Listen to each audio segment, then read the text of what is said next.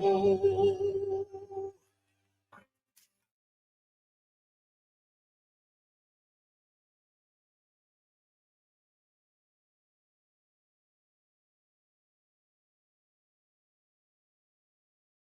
Jason Gregor Show. Right ahead inside the 10. Keeping his balance. Getting help from his friends. Finding his way to the goal line. On Sports 1440. He's going to get wrapped up by Parsons again. Parsons had a pair of sacks in the first meeting. He's already out of the gate. Not off the blocks for the pair to shut down the Washington drive. Presented by PlayAlberta.ca, Alberta's only regulated online gambling website. 2-point try.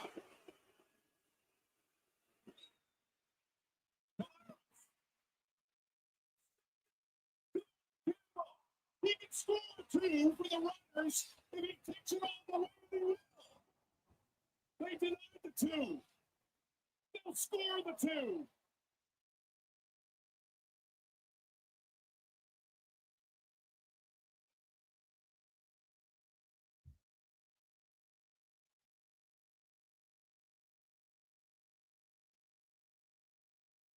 Well, a lovely Tuesday afternoon. How are you? And welcome to the Jason Gregor Show. Sports 1440, sports1440.ca, Oilers Nation, YouTube, Facebook, X, and Instagram. As always, thanks for watching. Thanks for listening to the show. It is, we've been on, I guess this is day 1 of year 3 here on Sports 1440. So it's 2 full years in the books. So I guess this is technically the start of year 3, but until you get all the way through it, you're not done 3 years. But thanks so much for many of you who have listened throughout, texted the show at 833-401-1440, 833-401-1440. So very much appreciate that, and emails and just listening. Maybe you're giving it a like on YouTube or commenting anywhere, listening.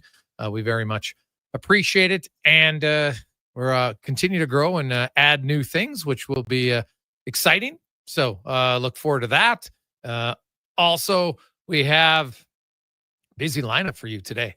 Looking forward to it. So we will. We're going to talk a lot of hockey. We're going to talk some football, of course, CFL, some NFL, maybe mixing a little fantasy. Many of you who are in fantasy leagues likely did your draft. You like your draft? Are you already regretting it? If you're in multiple drafts, I'm curious, do you pick the same guys, a few of them, in multiple drafts? I just heard Connor Halley laugh, so I'm wondering if Connor Halley's the guy who has it. Do you have multiple guys in multiple drafts, Connor? Picked in the same spot, got essentially, well, not essentially the same team, but a lot of guys, yeah. Really debated it, too. But it's Jahmyr Gibbs. What pick did you have? 3? 3, yeah. So I thought, like, in the other league, I thought maybe I go Saquon. And then, no, I had to roll with my guy. So when he pops off, it's going to be good for me in 2 of my leagues. Now, are you in full PPR league? Half-point PPR. Half-point PPR. So, because you could have, I could see CD Lamb being an option there. Totally agree with you. Thought about it, but I don't know. My fantasy football days go back to the early 2000s when it was running back heavy. So I just feel like I have that bias that's always been lingering. But Jahmyr Gibbs, as a receiver, he's a threat too. So I'm very happy with the pick. I also got Baker Mayfield on both my teams, George Kittle on both my teams. There was a few duplicate picks, so I know which way I go on that question. All right, so you're the duplicator. That's me. Sure. How many of you? Now, the fact that you had the same pick in each draft is quite odd. So I had so now usually I'm only in one, but I went in a second draft this year, a guillotine. Oh, nice league. And so for anybody who doesn't know what a guillotine, there's 18 teams, which I was like, what? But then I realized, so all you have to do is not finish last in points for the week and you stay alive. You don't get extra points if you finish first. Because I was like, what if you're the highest scoring team for the first 7 weeks and you're dominating, and then you have one bad week? Well, then you're out. If you're last, you can be second last. You're still in. So we're in a guillotine league. There's 18 guys, and they just do a random, and so I got 9th. And I was like, whatever. So I took Puka Nacua there, 9th overall. So it was all right. But I don't mind my team. It's hard. I said, I think my team's good enough to get through the first few weeks. Right? Like I went with Arizona's defense because they played the Saints in week 1. And you're like, you just got to get through the first week. Well, they should not get lit up by the New Orleans Saints.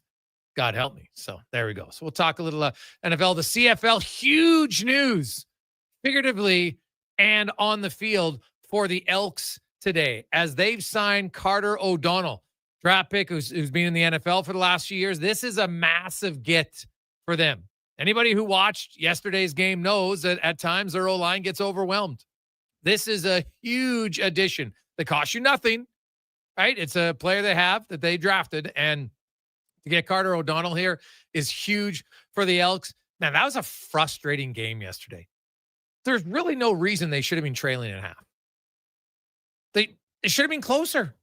Like, you go and you look at some of the mistakes, like just self-induced wounds by the Elks. I go back to the I didn't love the play call on 2nd and 3 in like a delayed draw almost, and the Rankin got wrapped up. Go play action there. If you want to roll out and then throw it to him in the flat all day long, you only need 3 yards. I didn't love that play because they'd be moving the ball for a field goal, so now you're down. Now, even if they got a first down, maybe they would have had to settle for a shorter field goal. I'll never know. But I didn't love that play call. Then I did not grab it back. Like, I'm sorry. I get it. But he's an offensive lineman. He's in the tight end position. He's running across the line in motion. Snap hits him. But you got to know the snap count. I saw Declan tweeting about it. You got to know the snap count. Like, that's pretty basic. Right? Like, that is one of the most unusual turnovers I've seen in quite some time.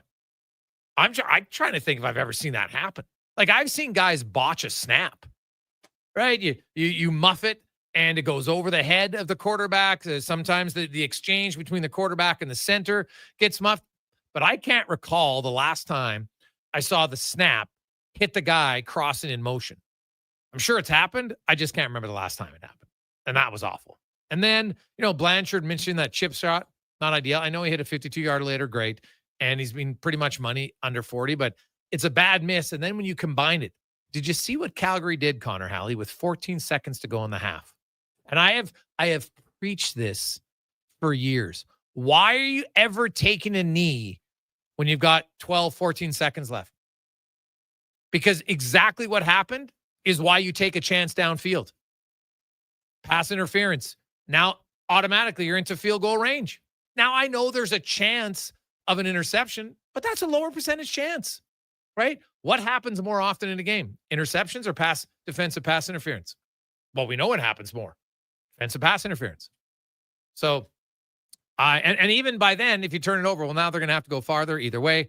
I like that play by Calgary, and then boom, all of a sudden, like, that's a 5-point swing in a matter of like 15 seconds. It was brutal. Absolutely brutal. So, and then in the third quarter, the Elks defense gave up nothing. The Stamps were barely on the field, and the offense just couldn't get it going. We will hear from Cody Fajardo. He's going to join us live in the first hour of the show. And I'll be curious because I haven't really seen Cody overthrow guys high as often as he did yesterday. So I wonder, is that like an emotional thing? Is it a mechanical thing? I don't know, but I'm going to ask him. I will say, I don't think it got enough talk about how much they missed Steven Dunbar in that game. Steven Dunbar is their best route runner. He creates space. He gets open a lot more than any other receiver. And him not being in there, that's a big blow. Then you throw in Mathis. So that's two of, your season starting top 3, top 4 receivers for sure. And then Curly Gittins Jr., well, he gets banged up, doesn't finish the game. No word yet on if he'll play or not. You hope he does. It didn't look like it was that serious, but you never know. Because if he's out Saturday, that's now 3 of your top 4. It's awful. But, the Elks defense, it's going to be hard pressed to limit Calgary. I know that, Calgary had some running here or there, but they didn't really pass the ball. Like, for the longest time, they were stuck at 91 yards. It's basically like 91 yards for the first 3 quarters. I don't have much issue with the defense. Now, they're not getting any sacks. That's still a problem. And, Jake Seresna left the game. Doesn't look good. So, it's not going to make it any easier. But I'm still flabbergasted that this deep into the season, the Elks D-line is almost non-existent when it comes to sacks, Connor Halley. Like, it is mind-blowing to me. I'm with you. And it's like to the point where we get overly excited when they actually get home. Like it's wow, they actually did it. And there's a lot of things there that I totally do agree with you. And the protection on the offensive line, hopefully O'Donnell will help them big time because the Stampeders were getting home with rushing 3 and like giving Fajardo fits. And the high throws, I know he's not gonna say it, but it was pressure. I mean, he couldn't plant his feet. He was throwing on the run. He had to make tough throws and try to get rid of the ball quicker than he wanted to. And that's just directly from the offensive line. So I'm glad they're being proactive. They're going out there and signing a guy who we think is going to fit right in. Like he's played a few years in the NFL. Maybe there's a little process of getting used to the CFL game once again, but played at the U of A. So we know he's going to probably pretty seamlessly fit back into the CFL game. But yeah, the inability to get sacks, it's in the trenches. And we know that's where Ed Hervey wants to build this team. But there's some work to do, and I'm curious to see what happens with Jake Serezna. But honestly, defense did a pretty good job. Like it felt like death by 1,000 cuts. Like it was just little things game by game. It wasn't really big plays outside of the punt return. They just kind of slowly let that game get out of hand. When all game long, it felt like they were close. If they could have, connected on maybe one of the deep balls to Julian Grant or broken a tackle, like it could have gone another way. But the Stampeders, fundamentally a good team, didn't let it happen. No. So Saturday, I'm expecting the biggest crowd of the season for the green and gold, which will be fantastic. And I look forward to seeing what the crowd is and how the Elks respond. Also, looking forward to going to the first brunch that they're going to have. This is going to become a new tradition for the Elks and their fans. If you want to go, it'll be on the Saturday. The Labor Day rematch brunch is what it's called. And this is the first year, and it's going to become an annual event. It starts at 11 a.m. If you've ever been to the Spirit of Edmonton, it's basically like that.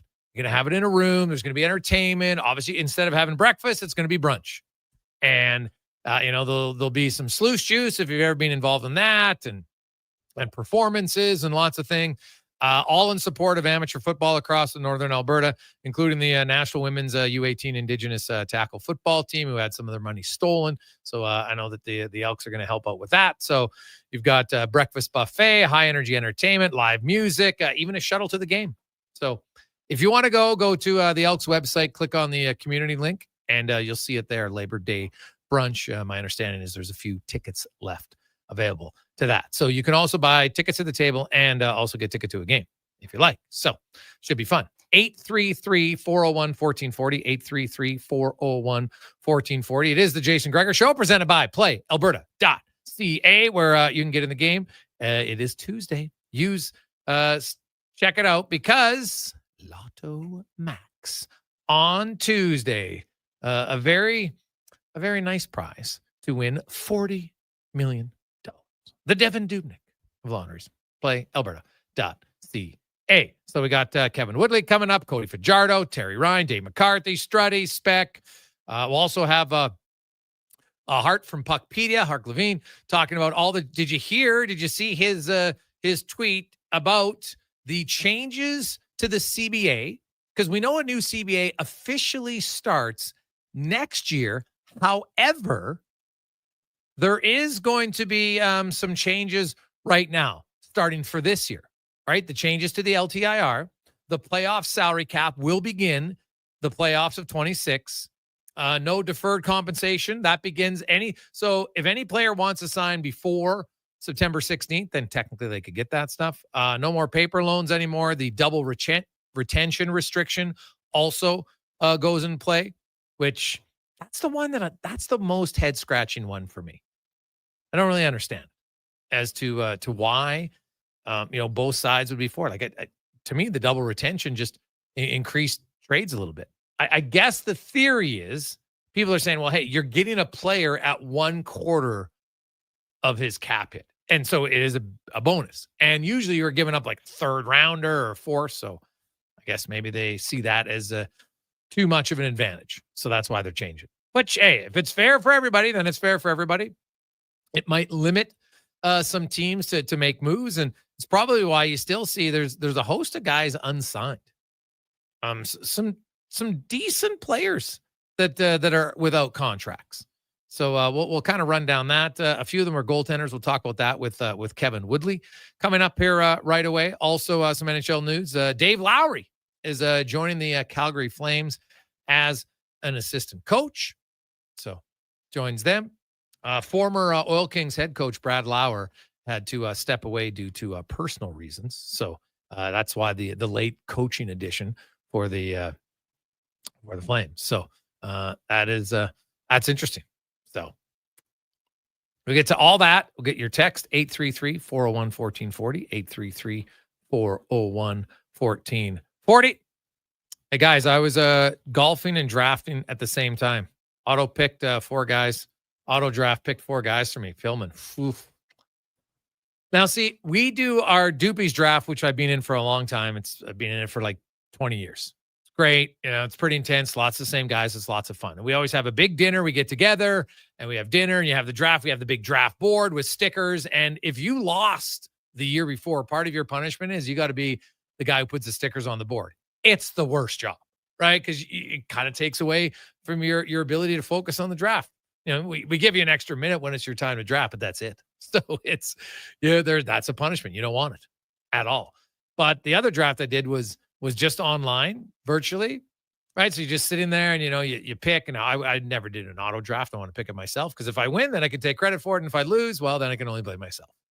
But there's no excitement really. There's not much talking going on. Like maybe if we put it on a Zoom call the next time at the same time. But I have to say the live in-person draft, infinitely more enjoyable.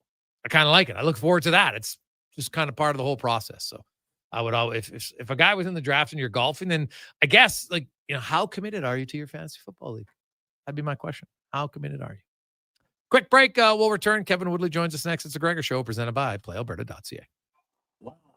For Shelly hockey fans, your partner in power just skated onto the ice. EWEL.ca, the new e-commerce website for electrical wholesalers Edmonton, is ready for the power play 24/7, 365. UL skates to where the puck will be in 5 years. Now that's forward thinking. Killer selection, slamming products from the best brands, and legendary service. Don't sit on the bench. Get your account today at EWEL.ca and win that project. Plug into your partner in power. Get an EWEL.ca account today. Scott McGilvery here, HGTV host and renovation expert. The one upgrade I know homeowners will love: better, fresher Culligan water straight from the tap. Culligan's Aquasential reverse osmosis filtration system takes your water to the next level. With up to 7 stages of filtration and 14 filter options, they're certified to reduce over 90 contaminants. Your tap water is about to get a major upgrade: safer water that tastes great. Get started with a free in-home water test at Culligan.com. Culligan, water you love. Reduce fine lines and wrinkles while strengthening your hair with BioSil. It's a clinically proven, Ishura-tested product that helps in the formation of collagen. Find BioSil now at Vitality Health Foods, where customer appreciation is the first Tuesday and Wednesday of every month. It's the Brick's famous tent sale. Save up to 60% off clearance items in the tent and store, with more amazing deals arriving daily in every department. Like up to $1,800 off power reclining sectionals and up to $700 off big screen TVs. Buy more, save more when you buy 2 or more major appliances up to $1,000 off. Plus, get a free Bluetooth party speaker when you spend $9.99 or more on furniture. Some exclusions apply. See in-store for details. The Brick, saving you more. Mr. Rooter goes for a fall stroll. Ah, the beauty of fall. These leaves are crunchier than that calcified shower head I replaced this morning. And the earthy yellow oranges and browns are as colorful as the wad of hair I pulled out of the shower drain. Ugh, Mr. Rooter, can we talk about something else? Well, I'm sorry. I didn't realize you didn't like fall. You look about as sour as the sewer line I unclogged yesterday. For a plumber you'll truly fall for, call Mr. Rooter. Out on the rocks, the party never stops. Check it out. Mondays, bingo tune. Tuesdays, tacos and tequila. Wednesdays, it's wings and karaoke. Shake what your mama gave ya with salsa lessons on Thursdays and the best Latin DJs. Plus, live music every Friday, Saturday, and Sunday, along with DJ Kenny K. Hold on, let's not forget $5 happy hour, 7 days a week. Your bar, your party. You're on the rocks. On the rocks. Chat Brab and 118th. Hey, sports fans, we've got a clear choice for you. At Crystal Glass, we provide customers with the perfect glass for any job. From home to auto and even commercial, installation or repairs, we're your team. Call 310 Glass or visit crystalglass.ca. Crystal Glass. $1 plus tax for a smooth, small premium roast coffee at McDonald's? That means rich, full-bodied flavor at a price that's just as satisfying. Must be McCafe. Enjoy a small McCafe premium roast coffee for just $1 plus tax at participating McDonald's in Canada. Prices exclude delivery.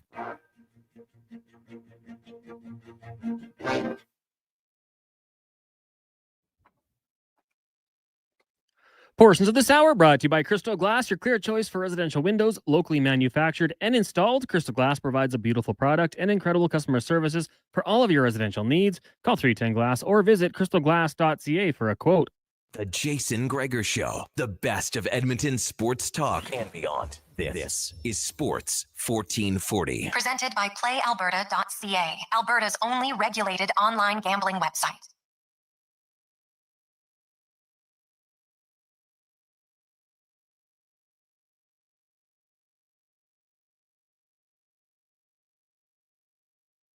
Through Tuesday afternoon. Welcome back. Jason Gregor, Connor Halley, Sports 1440, sports1440.ca. It's the Gregor Show, as always, presented by PlayAlberta.ca. It's a new month at Play Alberta. Use the promo code Gregor50. And now when you sign up, you make a $50 deposit, and they'll give you an additional $50 at PlayAlberta.ca. As it's time to go around the NHL, brought to you by McDonald's. Are you looking for the perfect way to kickstart your day?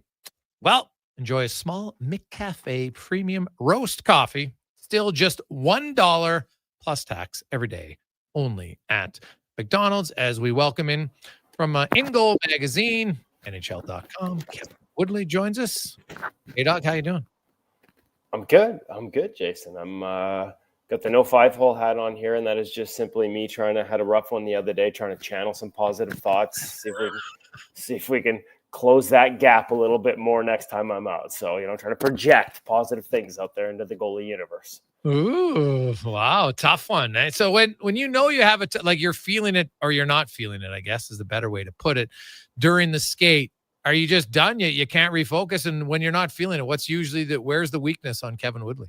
Oh, it's between the ears 100%, right? So not just between the legs with the 5-hole, it's between the ears. It's interesting, though. I will say this, and this is not to pat In Goal Magazine on the back, but a lot of the things that I go looking for during a regular season, talking to guys around the league, is like little tips and advice and things that are designed to help young goaltenders. And obviously, as I'm having those conversations, I'm learning myself, right? Even as a soon-to-be 52-year-old beer leaguer. And one of the ones that I really think has resonated with me over the years, and maybe the goalie parents listening to this right now can talk to their young goalie about it heading into the season, is the idea of having a mantra, something that you use to reset. And we've seen guys over the years. I remember Michael DiPietro going into World Juniors. I'm trying to remember what his was, but he had it written in his blocker. Corey Schneider over the years had it written in his blocker. Eric Comrie writes it on the back of his stick, and he'll change it up over time. And for me, it's the 3 Ps, and it's posture in terms of my setup and being sort of set up properly with my sort of hips up and not sinking or sitting. It's position is the second P. Am I, inside the edge of my crease as a sort of home base? And then it's puck. Am I watching the puck? Because it's unreal how many times you can get caught up with reading and you're trying to look off the puck and all those things. But at the end of the day, you've got to track it as well. So those are the 3 for me. And so my ability to reel it in has probably improved since I developed that as just a reset mindset. I like that mantra, and we've talked to Lorianne Munzer about that many times. It can just ground people. Is probably right. An interesting way to put it. Now here we are. It's September 2nd, and 3 guys, and I know one of them you were a big fan of last year, had really good numbers. James Reimer, Alexander Georgiev, and Ilya Samsonov are all unsigned. Kevin, what are you hearing? And if you were a team, is there a team in a match that you think would be a good fit? I'm not hearing anything, so we're not gonna pretend this is insider speculation by any stretch of the imagination. Obviously, Skinner would have skated with James Reimer, would have been up working out with James Reimer in the summer, so you'd have a bit of a built-in relationship there. There's some experience. He's been a guy that's carried the mail for teams over the years at various points of his career. He's had kind of a remarkable career. I would assume, and I don't know this for sure, but I would assume based on the groupings that are typically up in Kelowna, that also means the goalie coach would have had a look as well, right? Like when Peter Aubry went there, he probably would have got eyes on James too. So I don't know if that means anything. That's just an assumption on my part. What I can tell you, statistically, he's the best of the bunch, at least last year. And arguably, actually, over the course of the past 3 seasons. Samsonov has really bounced around, and there's been a bit of a resistance to change at various points in his career. I think he was a little bit late to finally realize that the way he got away with things because of some of his high skill set when he was in Russia before he came over. It took him a while to sort of embrace the need to evolve, and so he's a little late to that party. It's funny, we talk a lot about narrow butterfly with Stuart Skinner. Ilya Samsonov is in the same boat. And so you can watch when it gets in tight in scramble situations, it's like pinball flippers back there because the legs are stuck in behind him. I actually think part of it is the way he does his equipment. His pads are so tight on his legs that he doesn't give himself any mobility in terms of the ability to get the feet out to the side of him. And so anytime things go east-west on him, they got to regather that leg out in front of you before you can push. And there's a lot of kicking at pucks. And it can, when it goes well, look really athletic. It can look, quick. Truth is, it's probably just busy and it's not necessarily efficient. And so I think that's a book that's out there in terms of if you can get things in tight on him. The fact that he lost the job in Vegas to Akira Schmid by the end of the season, and if you look at the year that Schmid had in the American Hockey League, gets the opportunity in the NHL, and we've talked about it before, he's one of those guys that is better in the NHL than he is in the American League. But Samsonov essentially lost that job to him. And Georgiev, listen, I've always believed there's a number one potential goalie there. With the Rangers, we saw signs of it. I don't know what happened in Colorado. It looked like he got really rigid, like just really stiff in his movements. And I know in San Jose, they worked on trying to just make it a little more fluid, relax the hands a little bit so they're not just sort of stuck out. There's talent there for sure. There was a process in San Jose started. I just don't know that you can unwind whatever happened in Colorado in terms of the rigidness. So to me, absolutely, he's a guy you would take a look at, but probably with a mind towards rebuilding over the course of a season. And I don't know that fits the Oilers and where they're at. I'm really curious to see where he ends up above all else. But Reimer, to me, out of those three, is the guy who comes with experience. We know he's a great teammate, and he had a great season last year. Like his numbers, as I've told you before, like just barely below Jake Allen's in terms of adjusted save percentage. So finished the year strong. To me, he would be a fit. The question, though, is are any of those guys an upgrade, right? And that's sort of the conversation that surrounds the Oilers. I don't know what it is internally, but that's a conversation that surrounds them. It's not just getting another goalie. It's, are you looking to upgrade on your backup situation potentially, or are you looking to upgrade on your number one? And so do you make a move now, or do you look for a bigger upgrade later in the season? I don't know what to expect. I don't think any of those guys are the latter. Would it be an upgrade on Pickard?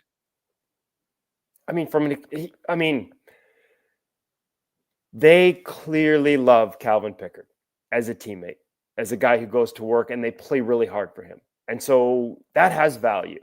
It's a little harder to quantify. If I just look at the numbers, statistically speaking, last year, and I actually think if you look at the raw numbers, like the NHL.com stats, for lack of a better term, without having them in front of me, I bet you Pickard's right there.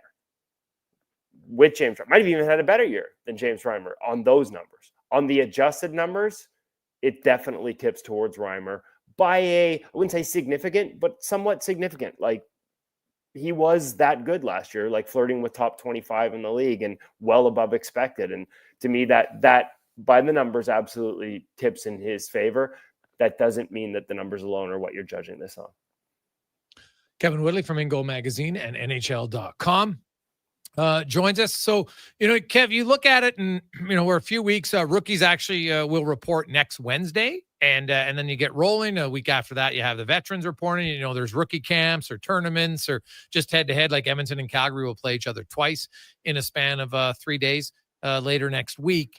The goaltending kind of off season, and it's shorter for some. We know that Stuart Skinner was out in Kelowna, spent some time with Aubrey at different things.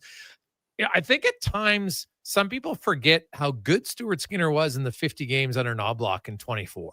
Right? Like he was top 8, I think it was, in goals against, save percentage, and goals saved above expected. Like that was a really good 50 game stretch, right? And in the playoffs, he had 21 games where he had a 2.14 and a 9.16. The other 2 games were horrific, and that really kind of cratered his numbers, those 2 games against the Canucks. So kind of, do you have any expectation on Skinner and maybe what you think might look different this year? That's a really good question, Jason. Like, we know that he's a growth guy, right? Like he's always looking for things to improve on. No stone unturned. I do think as you mature and you get further in your career, you sort of learn maybe not to look too much, if that makes sense. Like I'm always a guy that applauds I love the guys that are looking for new things. But at some point, obviously on a much different scale, I talked about sort of having my 3 Ps to ground me when I'm floundering in low-level beer leagues. But it is similar. At some point, you have to decide what your foundation is and not chase it. And so he's had a couple of years, in Kelowna with Francilia. That was a change the year before. Like that was something he was going through and still evolving into. Well, now he's had a second year with it. I do expect to see some different things off the rush from him this year. Just looking at how the goalies played in Chicago. We've talked about some of those reads. I would not be surprised. This is a trend around the league. Rather than being out early and retreating, just sort of sitting home and letting the play almost get to the blue line. I know USA Hockey, for example, used to talk about, like, as they're teaching at the highest level, NTDP, like ready on red. So it got to the center line. That's when you're ready. Now it's more like at the blue line and you're 3/4 up in your crease and you're letting the play develop before you go take ice. In other words, before you take a step out, you have a better read. You're able to sort of scan the whole thing. And so you have less backwards flow. I was just cutting video. I'm connecting with Dustin Wolf after you and I get off the air here, looking at rush plays. We're doing a video sit-down session. And I was looking at his rush, his odd man rush, his breakaway. Dude, he's never out of the crease. Like almost never. Like he starts there. I'm not saying that will be where Stuart Skinner's game goes completely, but we've talked about the juxtaposition in size and how much less ice Dustin Wolf takes. And therefore, in my mind, how much less ice Stuart Skinner probably needs to take than he used to. And that'll be the one big adjustment I think we'll see. And that should, in theory, give him more time to process what's coming at him, make it much less likely that he gets caught moving, flowing backwards, or with unnecessary depth on rush chances. And there were a lot of times last year, you and I talked about this. We'd come out of a week's worth of games and we'd look back at him and I'd be like, yeah, it looks like he has no chance here, but he didn't give himself a chance. And I think that it's funny because it seems like a small thing. Like I didn't go through like how many goals that would have made a difference on last year, but it's not insignificant. It'll help. But I've seen that type of adjustment flow into the entire game of a goaltender. Charlie Lindgren is one. So all of a sudden, instead of playing with flow off the rush, he's got a little more set up and a little more short steps, short movements rather than getting widened out. And then he talked about how that fed into how he handled point shots or stuff off the perimeter, shifting into plays rather than widening out and spreading out and getting splayed. So that little change off the rush can sometimes fuel different movement patterns in terms of staying over top of your knees, being less likely to widen out and end up sort of, again, sort of that forward flop maneuver, like a little more balanced games, more shifts, less sliding. I've seen it with other guys. I'm not saying that's what's going to happen, but I expect that change off the rush. And we've seen with other goaltenders how it can flow into other parts of their game.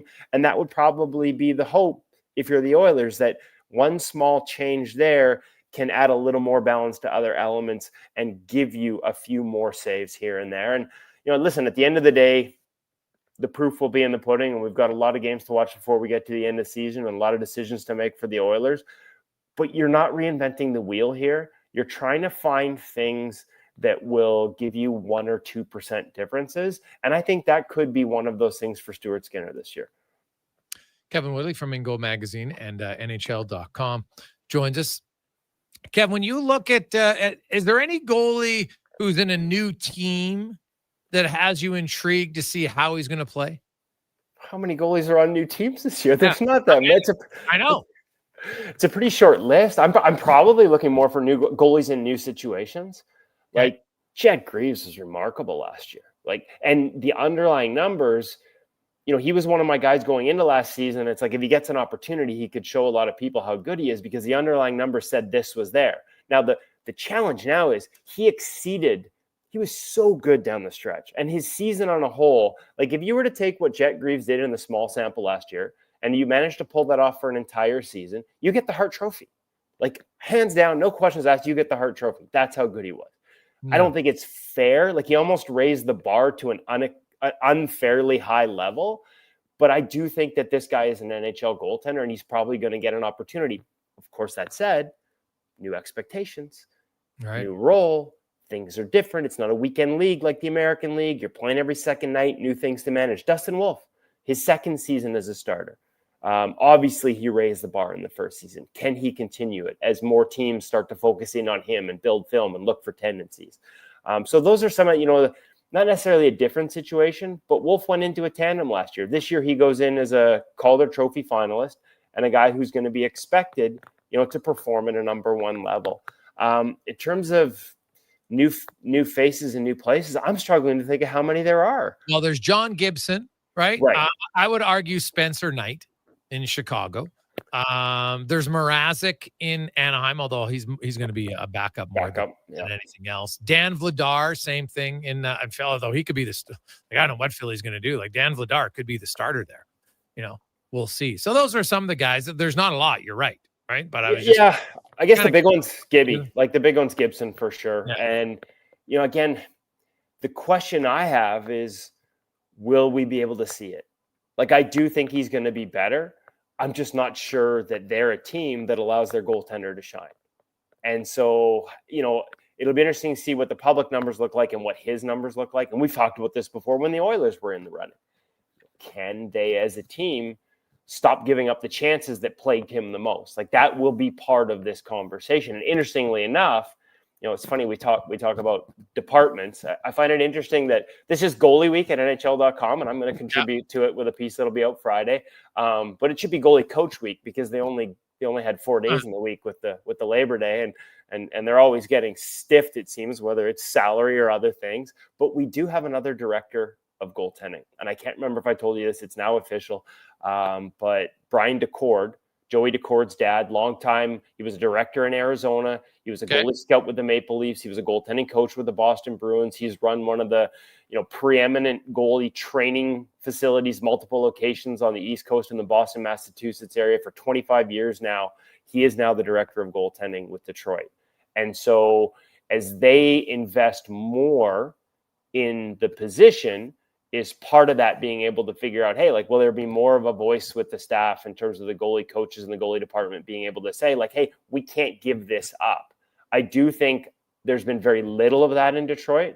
Goalie, they've supported the position in terms of hires, but then left it on an island. I'm curious to see if they get more voice in the conversation. I think a lot of that has just gone to veteran coaches in the past, and goaltending has been an afterthought, even when those veteran coaches like Derek Lalonde have been former goaltenders. I don't know that how the goalie fits in the system has been enough of a conversation. I'm curious to see if that can make a change. And yet, again, another example, this isn't a criticism of the Oilers in particular because it's still half the league, but I think we're up to 16 out of 32 now have a director of goaltending. And when you look at the job DeCord did with the Arizona Coyotes, you can draw a direct line between them having Carl Vejmelka, a guy that nobody was even scouting at the time, and basically found free money, to them having Brian DeCord as their director. Not because he was the one that went and found him, but because he set up a system of checks and balances that allowed them to not only identify, but then run it through a process where by the time they got to contract, they were confident they had a guy that could be an NHL goaltender. And we've seen that Vejmelka has the ability to be a lot more than just an NHL goaltender. And I just think you increase your odds of having finds like that. David Rittich may not have panned out to the degree, but you can, the same example with Calgary. Soderblom was another guy that Arizona almost signed under Brian DeCord's watch. They went Pamelka over Soderblom. Look at what he's become in Chicago. Passing Laurent Brossoit, another name to keep in mind in Edmonton. If he comes back in Chicago, they'll have 3 there. But there are examples where you can have free found money if you have the right people looking. Yeah. Kev, great stuff, man. I really appreciate it. Thanks so much for this, and we'll talk again soon. Yeah. Should we start the breakdowns next week? Start going through the depth charts and ranking them? Buddy, you're reading my mind. That's what we'll be doing. Yeah, that gives us about 4 weeks, so perfect timing. Thank you, sir. Awesome. That's Kevin Woodley from In Goal Magazine and NHL.com. Yeah, we love the rankings. He goes through each division, ranks them from 8 to 1, where he sees the goalies. And he does not just a starter, but the whole goalie tandem. So we'll start that next Monday. When we come back, Cody Fajardo joins us. It's the Jason Gregor Show, presented by PlayAlberta.ca. I'm a little hungry. I've got booster balls from Booster Juice. Booster what now? Booster balls. They're little protein bites packed with nutrients. Chewy, crunchy, yummy, and new flavors all the time. Like this little guy, the new mint chocolate booster ball, peppermint cocoa, coconut, peanut butter, maple syrup, all rolled up into a delightful little bite-sized snack. Why am I just hearing about this now? I don't know. Can I have one? No.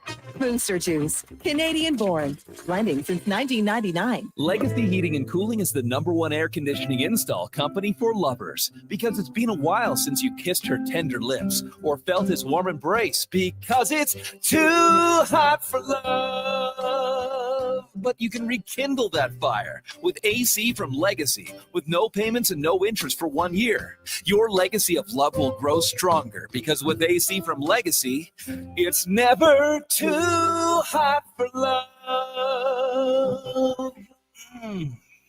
The biggest game of the season, your Edmonton Elks Labor Day rematch with the Calgary Stampeders on Saturday, September 6th. It's the next gen game presented by National Bank. Kids get in free with a paid adult P5 ticket, and tickets start at just $20. Score yours at GoElks.com. Reduce fine lines and wrinkles while strengthening your hair with BioSil. It's a clinically proven, Ishura-tested product that helps in the formation of collagen. Find BioSil now at Vitality Health Foods, where customer appreciation is the first Tuesday and Wednesday of every month. When you have lifting and material handling needs, Northwest Crane delivers. Western Canada's Sandy dealer, backed by the industry's toughest one. 3 years, 3,000 hours, no compromises. They service all crane makes and models with skilled technicians and deep industry expertise. Alberta owned, with locations in Leduc and Grand Prairie, and fully equipped service trucks. Northwest Crane keeps your operation lifting.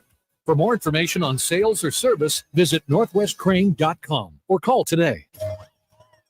Listen up, because you're not going to want to miss this. Right now is your chance to get in on Play Alberta's biggest offer ever. For a limited time only, new players can get up to a $1,000 casino bonus when they sign up.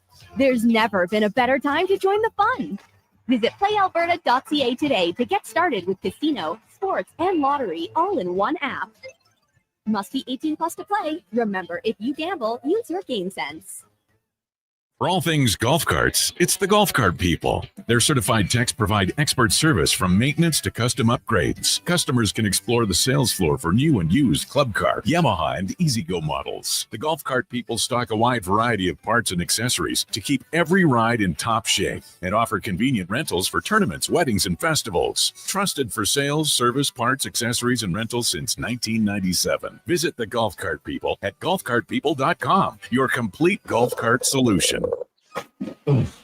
It's happened again, and construction season is in full swing. Job delayed, money lost, and clients disappointed because your rigging failed and it wasn't inspected. Don't let this happen to you. Have your lifting slings, fittings, hoisting tools, and safety harnesses checked with Titan Supply. Titan Supply offers certified on-site and in-house rigging inspections and service, so they can repair it, replace it, and recertify it. Titan Supply in Edmonton, Grand Prairie, Red Deer, and Calgary, and at titansupply.ca. Lift, dig, haul. Japa Machinery Group knows that XCMG may not roll off the tongue, but Japa's team will help keep your construction jobs rolling on time and on budget with heavy equipment sales and rentals. Visit japamachinery.com to find out more.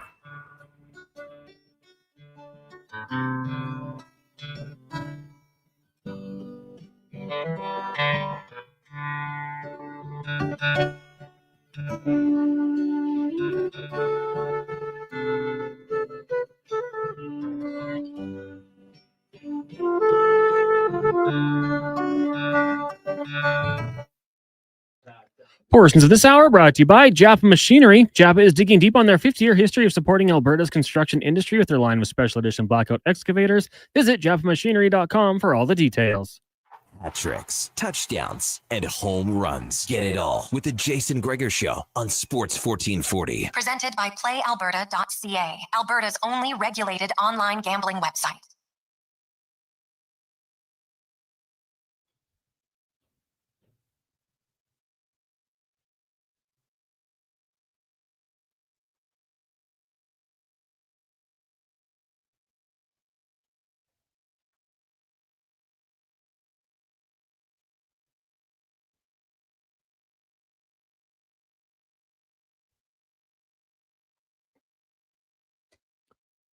.245. Welcome back. Jason Gregor, Connor Halley, Sports 1440, sports1440.ca. It's the Gregor Show, as always, presented by our title sponsor, playalberta.ca, where you can get in the game, and it's Tuesday. Get in the game of Lotto Max, $40 million. Get your tickets, playalberta.ca. Also live today, we get aired at Oilers Nation. We got Sports 1440 YouTube as well. So we got that for all of our morning shows. We got 1 week here on Oilers Nation. Then we'll be moving over everything to Sports 1440. So loads of fun.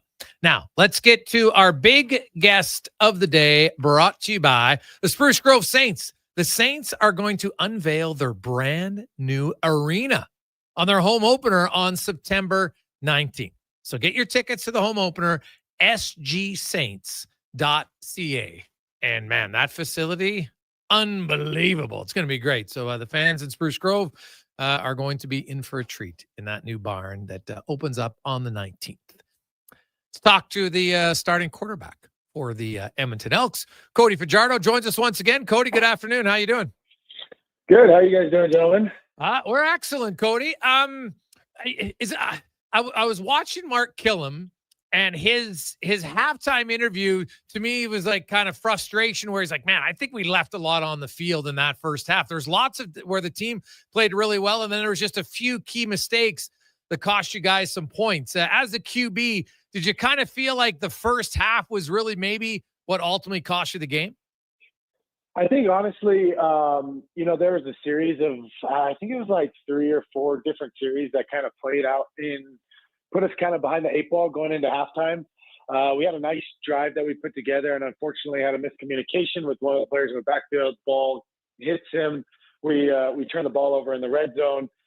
Then we go down, we drive. We unfortunately miss a field goal, which obviously happens, and then we take a PI. They kick a field goal, and all of a sudden we look up, and what could have been a 10-10 ball game going into half, ended up being down 9 points in 2 possessions. And so that's kind of how those games play out when you play the best team in the league and arguably the best defense statistically in the league. Like, you cannot make those mistakes, self-inflicted wounds, because it's hard enough just to score points on the toughest defense and the best teams, and you can't shoot yourself in the foot.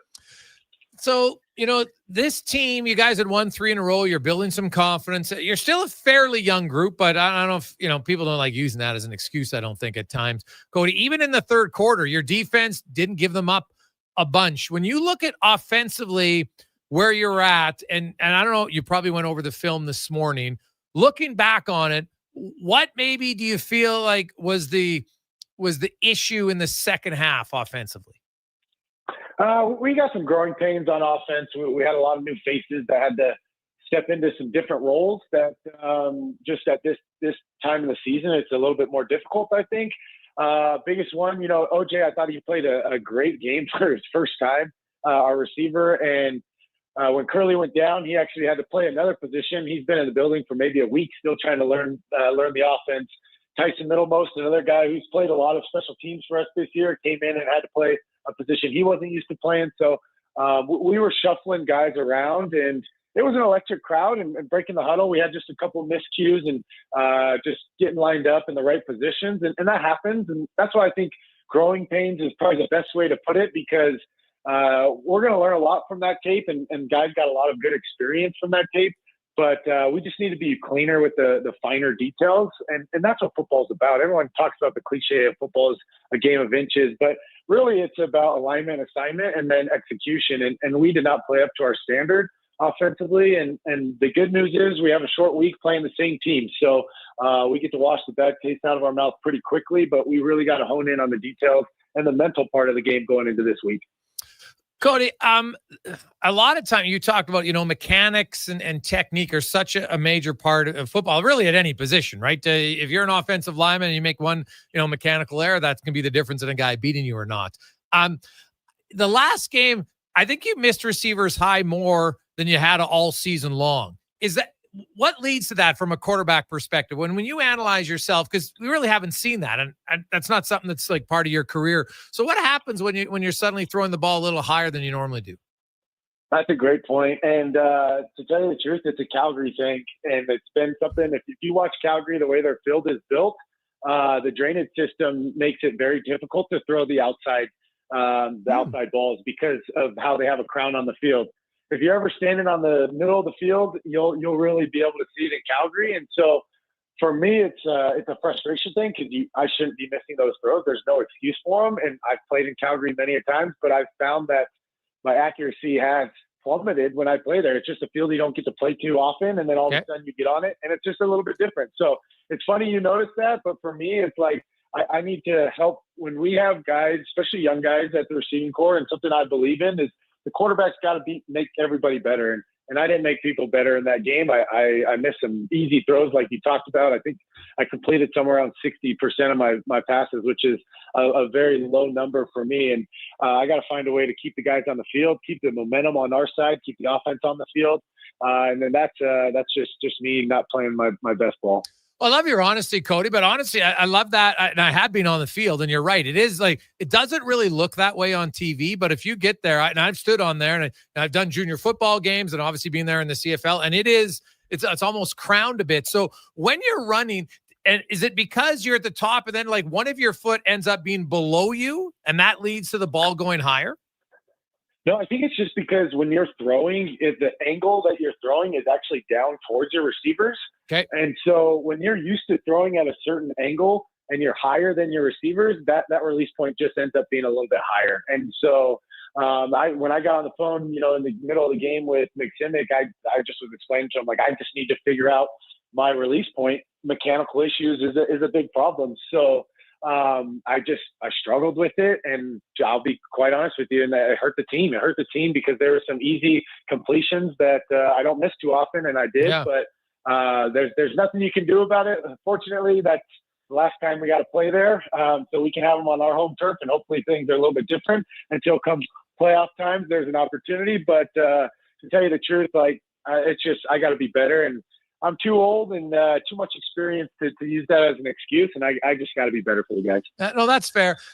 The one guy, Cody, now I was on holidays last week, but I think Stephen Dunbar's injury, and he's been one of your best receivers. And, you get with a guy and he creates openings. Like he beats guys regularly on his routes. How much did you miss as a quarterback having, arguably your most consistent receiver this year?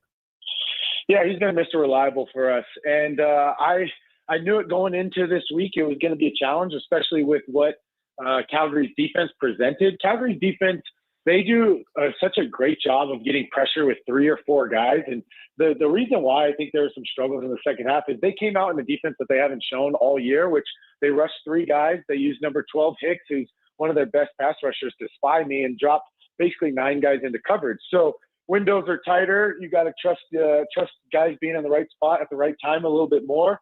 But Dunbar has been a guy that has, like you said, has created separation.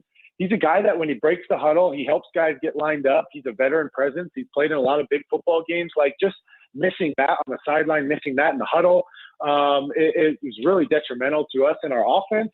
Obviously, Curley takes over that little bit more leadership role as being more the veteran guy. We lose Curley in about the end of the third quarter, basically for the entire fourth quarter. So we were in scramble and fight mode throughout the rest of the game when Curley went down. But losing Dunbar was a huge loss for our offense, and hopefully this experience and the growing pains of playing without him for 1 week we can see some of the dividends and the things trending upwards for this week. Are you expecting Curley to play this Saturday? I believe so. Yeah, I think he was just dealing with some of the heat, and I don't speculate on injuries. I think just some of the heat got to him a little bit, but we need him to play because he's one of our last veteran receivers. So I believe on a short week, you never know what happens. But as the quarterback sitting here now, I haven't talked to him. I believe he'll play. Okay, Cody Fajardo, quarterback for the Elks, joins us. Cody, you're still 3-1 in your last 4, and it's huge opportunity. It's going to be the biggest crowd of the season on Saturday at home, and just the importance of your team to just forget about Monday now and focus on Saturday. You obviously saw some progression in the month of August for your team. How do you get back to that right away?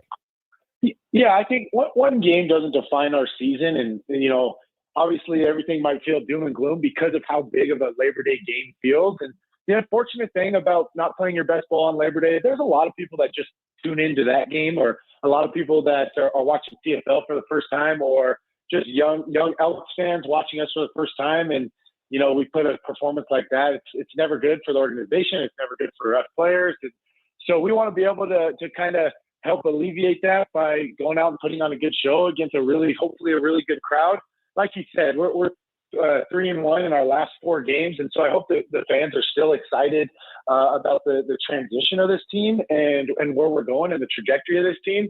Just we didn't have it that night, and against a very good team, but we have a chance to go and kind of right all of our wrongs.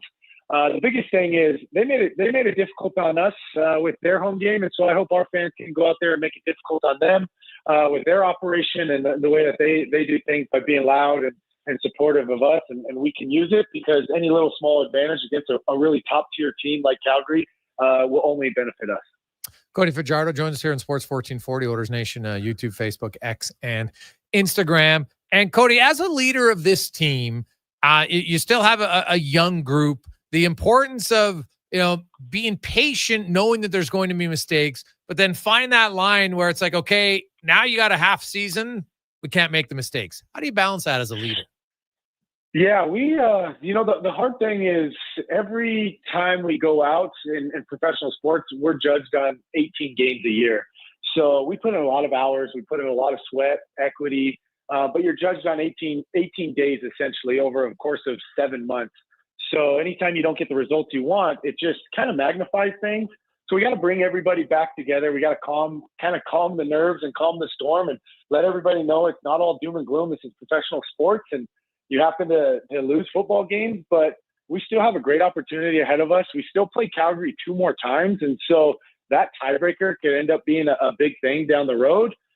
So it's almost must-win now territory for us in this game this week, because if we can find a way to win this one and then beat Calgary later on in the year, then we do win the tiebreaker. So it's not season's over, let's pack it up by any means. We still have everything we want right in front of us because we've clawed back, and so just got to get the guys mentally focused this week. I think that's the biggest challenge playing these short weeks is you're not going to be able to get the physical reps, so you have to take the mental reps. And you have to go in above and beyond in your mental prep work, whether that's extra film work, extra walkthroughs on the field, and find ways to kind of alleviate that physical work and elevate your mental work.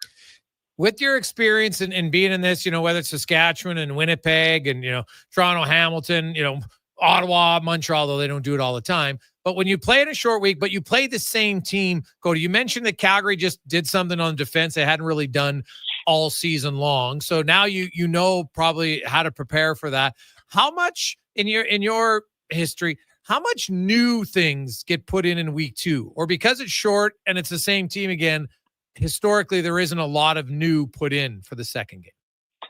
Yeah, that's a great question. Honestly, it's the short weeks are harder on offenses than it is on defenses. And both defenses in that game played extremely well. So both offenses are going to be scrambling to try to find answers.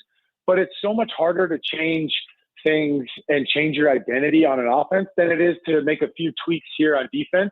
And that's basically what they did. They just switched the way that they were rushing the passer, and then how they were spying guys playing a different coverage in the back end that we haven't seen. And they were able to fix that at halftime. We can't install 15 new plays at halftime. There's not enough time. So you got to go in with your game plan, and you just got to find ways to get answers. And so with a short week like this, that's the challenge. The challenge is making sure that we have our bases covered with what they ran in the last game, but also trying to play that chess game where you're anticipating, okay, they showed a lot of this. Maybe they try to counter with this kind of defense. So our coaches, I know they got their work cut out for them, and players got their work cut out for them. And that's just how it goes on these short weeks. I think it just plays a little more advantageous to defenses who can switch up a little bit of their scheme easier than offense. Cody, as always, love talking to you, man. Best of luck on Saturday. It should be a great day. The weather's going to be awesome and going to be the biggest crowd of the year. It should be a lot of fun. Thanks for your time. Yeah, we're going to put on a show for our fans, and we're going to fight. That's what this team does best. I appreciate you having me on the show. Cody Fajardo. Man, I love talking to that guy. Love his accountability. He explains it, says, hey, this is why, I missed the threes. Because honestly, I haven't seen him overthrow a ball all year long like that. And if you've ever been on the field in Calgary, it's very different. It's not nearly as flat. Just the way the drainage goes, and it might not seem like a lot, but that can be the difference sometimes. You're thinking, oh, now I'm throwing it, it's on a line, but the guy down below is 6 inches lower just because of the way the drainage is. It is an odd field, but now, as he said, he goes, that's not an excuse. I played there enough, I should know. But there's certain places where you just don't feel comfortable. Doesn't matter how much you play there. So I get it, but I always like the honesty. Doesn't ever sugarcoat it. Just says, yeah, this is why I struggled. Outlines it. There we go. Fantastic stuff. Let's get to the con man and a sports 1440 update brought to you by Legacy Heating and Cooling, where the rates never change. No overtime charges. Furnace repair, AC repair, and maintenance. Do it now. LegacyHeating.ca. This is a Sports 1440 update. The Edmonton Elks have agreed to terms with national offensive lineman Connor O'Donnell, who spent the previous 5 years in the NFL with the Colts and Cards. Edmonton acquired O'Donnell back in 2022, trading the first overall selection in the draft for his rights and the fourth overall pick. Calgary Flames made changes to Ryan Huska's staff today, hiring Dave Lowry as an assistant, with Brad Larson's departing from the organization due to personal reasons. And in the NFL, Gabe Davis returning to the Buffalo Bills. He'll initially join the team's practice roster, recovering from a torn meniscus. Davis returns to the Bills after spending last season with the Jags, appearing in just 10 games. Major League Baseball today, the Jays in Cincinnati once again taking on the Reds. First pitch set for 4:40. They'll hit the Dodgers and the Pirates, Marlins and Nationals. Braves host the Mariners.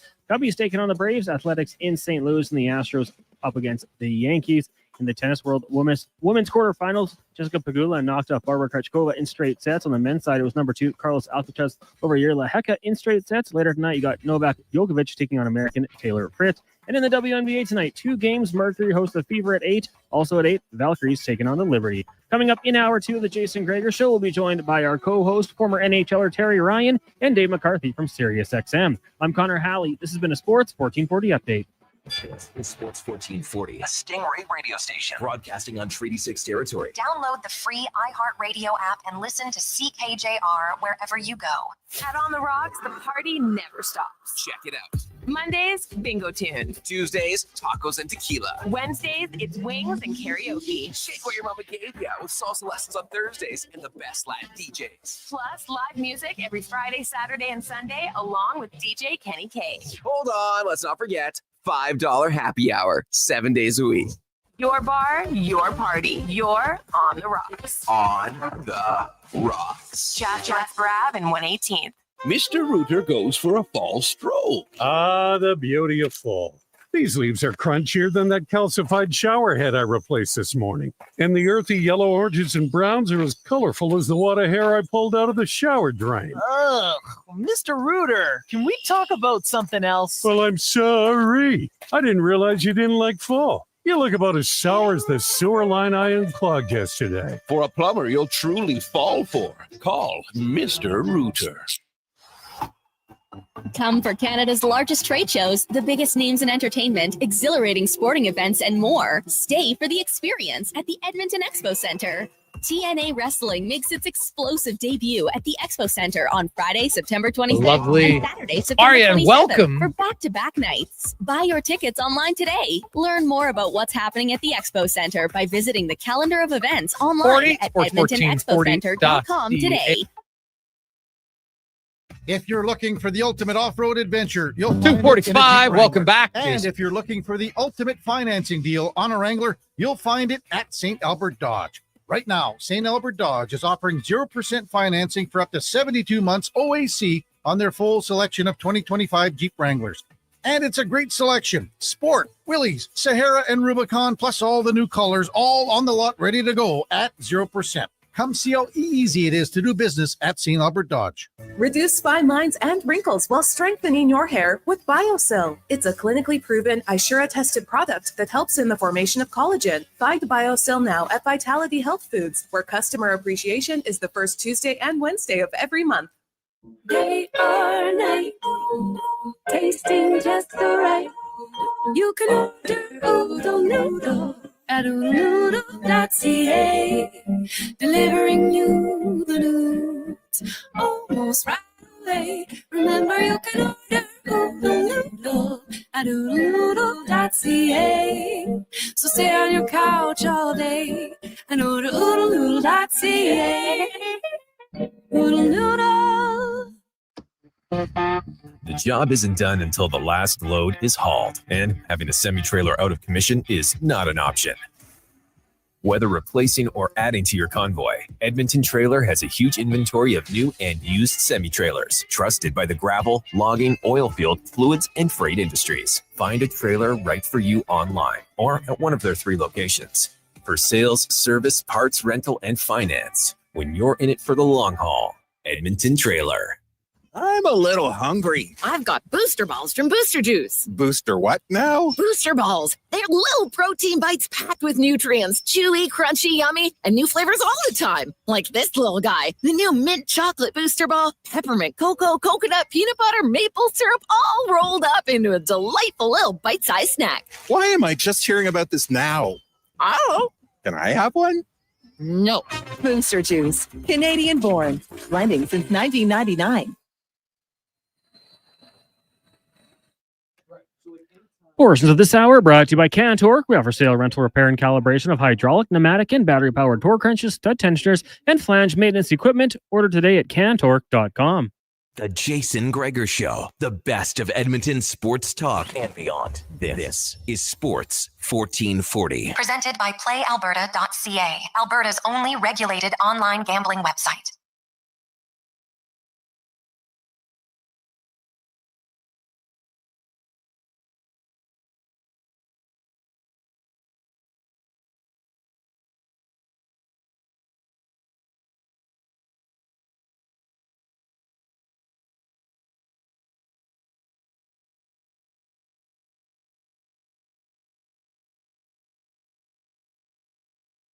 Just after 3 o'clock on Sports 1440, sports1440.ca, YouTube, Facebook, X, and Instagram.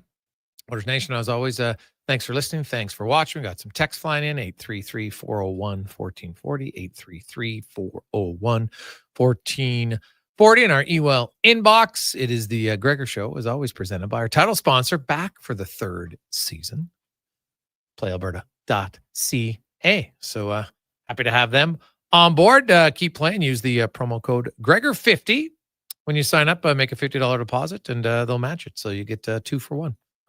There you go. PlayAlberta.ca. Could do that multiple times. Nice. Good luck. Good luck. Coming up this hour, TR will join us. We got Dave McCarthy, Struddy later on in hour number 3 of the show. Mark Spector, Hart Levine. Because if you miss it, the new CBA officially begins for the 26-27 season. However, there will be some implications this upcoming year, which makes sense to me. The playoff salary cap, if we want to call it that, will be in place. The LTIR changes, so we'll get all to that in depth with Hart Levine coming up in a little bit of time. But first, we welcome in Terry Ryan, of course, former NHLer, stars now as Hitch in Shoresy, the Newfoundland Hall of Fame. TR, how you doing? Not bad at all. I got to do this from my car today. My house is on wheels there. My daughter goes back to school tomorrow, so it's chaotic. I guess that's case for most of Canada, but yeah. So welcome from Newfoundland. I'm in the car. What grade? She's going into grade 10. Oh, high school. She all fired up. What's her high school called? It's O'Donnell High School, O'Donnell Patriots. It goes back. It's the right back to the origins of Mount Pearl. It's been there ever since. I would have gone there, but I ended up out in Quesnel for my high school, right, in Tri-Cities. But they're on a high too. So they just won the All Newfoundlands provincials. So she's going to the national championships in the soccer. I mean, yeah. They're all going to O'Donnell. So they 10 people on the team. So they're pretty pumped. They're going in like with a bit of a swagger for grade 10s. It's grade 10 to 12 here is high school. And but they are, yeah, the Atlantics happen with Team Newfoundland, but the nationals are like a club thing. So Mount Pearl gets to, so it's great soccer. I mean, there's a bunch of them that are on the provincial team, but I like this because it's, it's Mount Pearl. I grew up wanting to go to tournaments with my buddies, not necessarily make the provincial team, even though that's great. And I mean, it's such awesome exposure and a higher level overall because you get the best players out there. But there's a part of growing up. You're 15 years old. You're going into high school. You're going to the nationals as, the Mount Pearl under 15 All-Stars, and you're going with your friends. And I really enjoy that.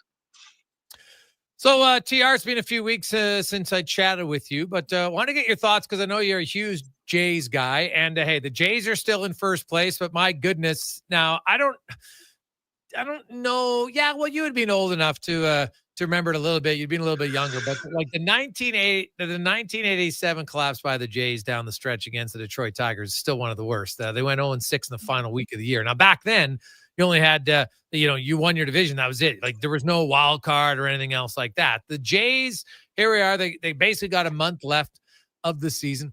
How concerned are you that they could get caught here and find themselves plummeting down the AL East standings? So I do remember that happening, but Dad, I would have been 10 years old. But in retrospect, I've gone back and I've looked at it. Over the years, you keep hearing about it. You hear about the early 90s when they won, and you hear about the late 80s where they blew it. But what's concerning to me is that they're blowing it every time in the same fashion. It's the bullpen. It's different if I mean, I'm not saying the bats come alive when they need to every single time, but there are a lot of examples. Last night would have been, magnified and accentuated at all, being that they got 2 home runs when they needed it, 3 runs in the 9th, and then to blow it again and again with different. I mean, Hoffman takes a lot of the blame, but I don't know if any of them that statistically they're poison since the All-Star break. And to me, that and everything else is just coming up roses. So I know we can talk about people with slumps and, maybe Schneider should do this or that, or why isn't Schneider in after their Barger's in a slump? I know all of that, but to me, it's glaring. It's glaring. It's a bullpen. And I don't know what you're going to do. Your next question will probably be, well, what would you do about it? And for me, I would probably put one of those starters, just maybe Barrios. Meaning Lauer, I think, is sent to the bullpen.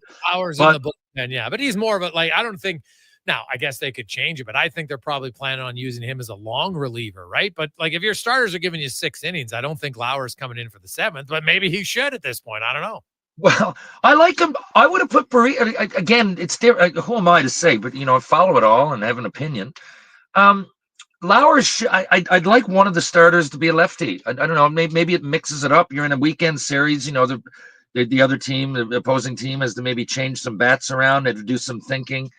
And I think Barrios, if you only were to put him in and select innings and, as some sort of reliever, he's probably going to throw it a bit faster. And he's got, when he gets that up in the zone, I mean, I don't know. I'm speculating, but I'm guessing it got to be better than what Hoffman is statistically. Consistently, we can say now that it's not only is he blowing it recently, but I think he has the most home runs per inning or close to in the majors. You don't want that out of a closer. Good Lord, you don't want that out of a closer. It's one thing for hits. It's another thing for walks, but for home runs, and they're teeing off on him. So, I don't know. Maybe there's mid-relief or something. There's got to be some sort of use. But for me, I don't know. You do something different. I'd probably put Barrios there, but what do I know?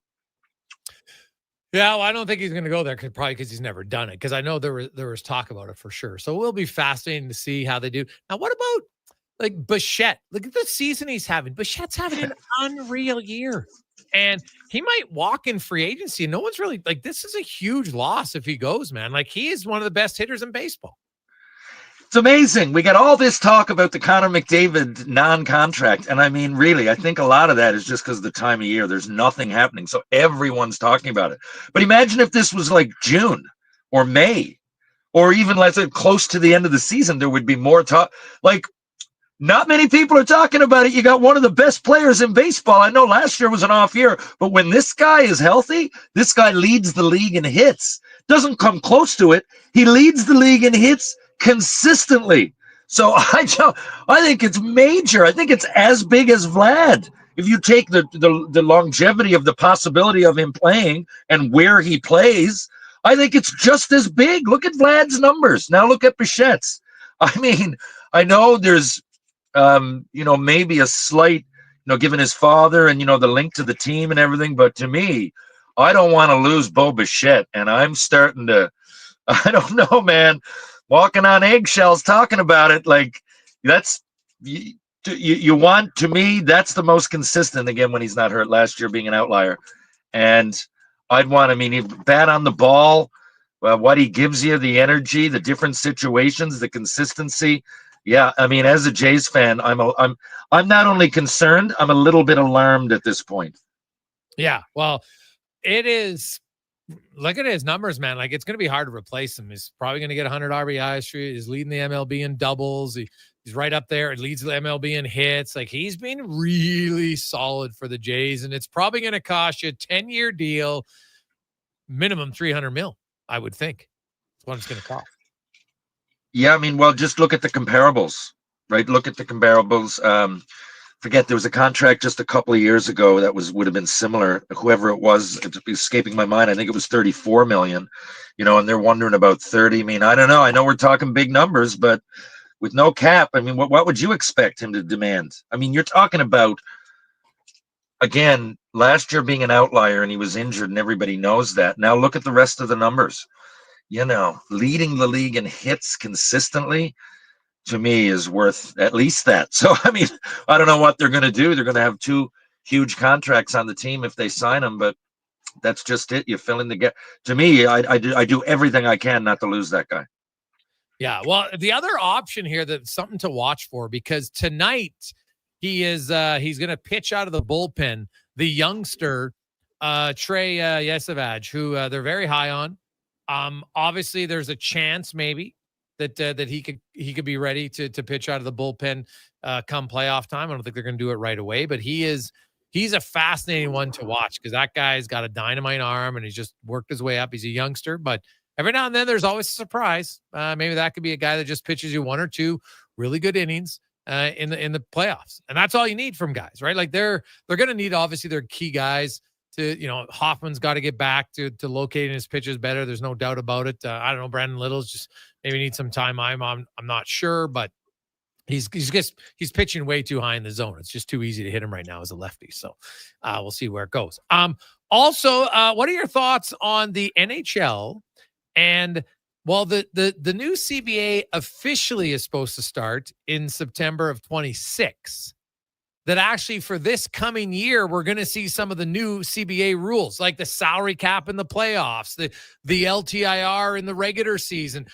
Basically, gone are going to be the days of being able to have a trade where, okay, I trade Terry Ryan to and I'm in Montreal and I trade him to Calgary and they take 50%, and then we trade him to another team and they take 25%. There's no more of the double retention.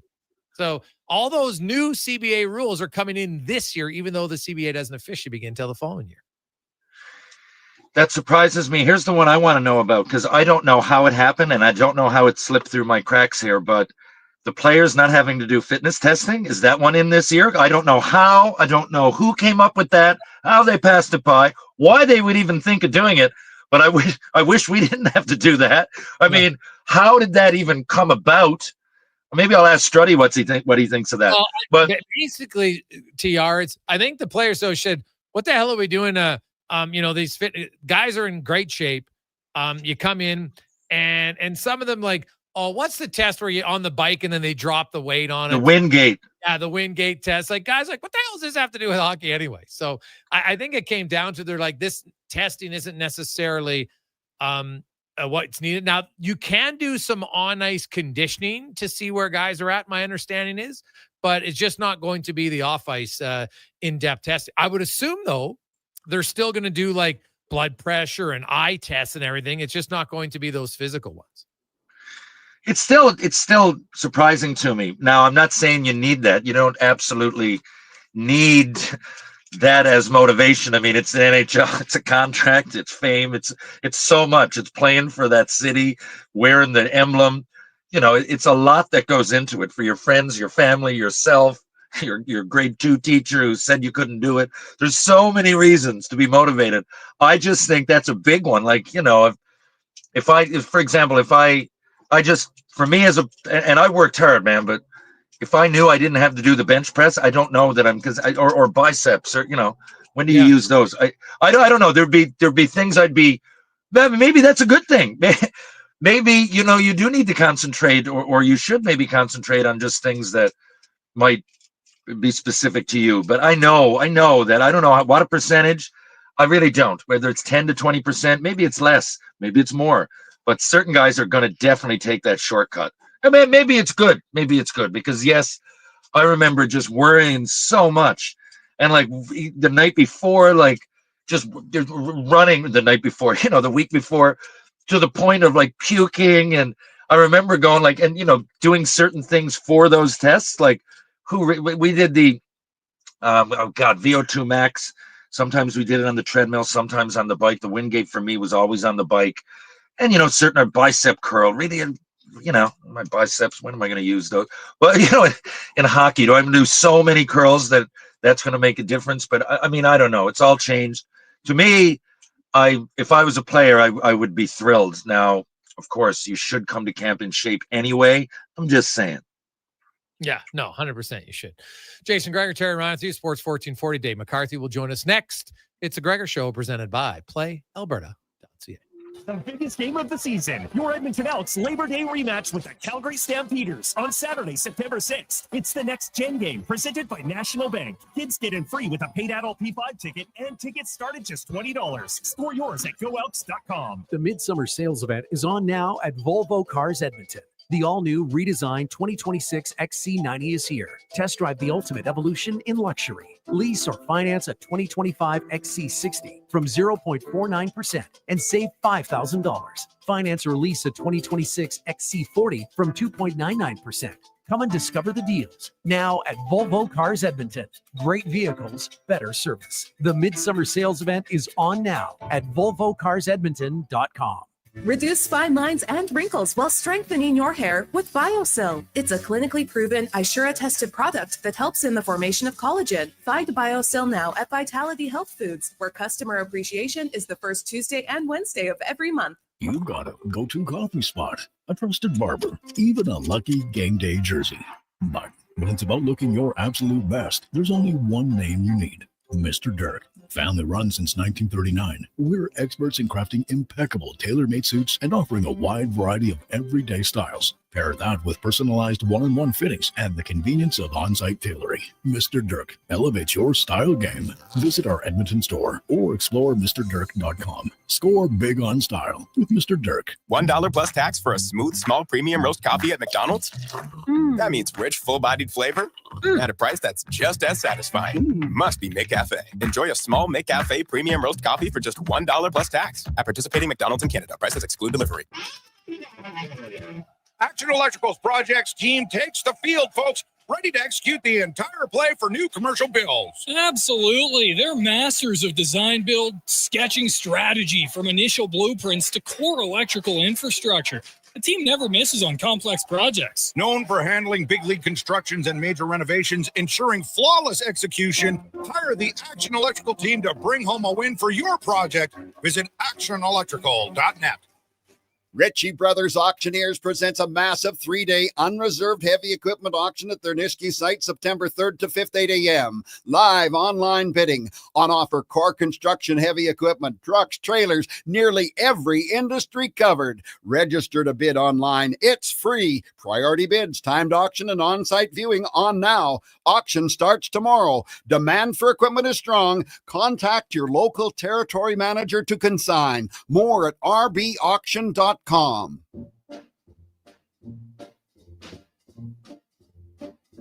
Oh, the shark, baby, has such teeth, dear, and it shows them pearly white. Just a jack. Portions of this hour brought to you by Sherbrooke Liquor, the best place for wine, cocktails, and beers from all over the world. Also a variety of excellent and non-alcoholic options. See more at sherbrooke.liquor.com. From puck drop to kickoff, it's the Jason Gregor Show on Sports 1440. Presented by playalberta.ca, Alberta's only regulated online gambling website.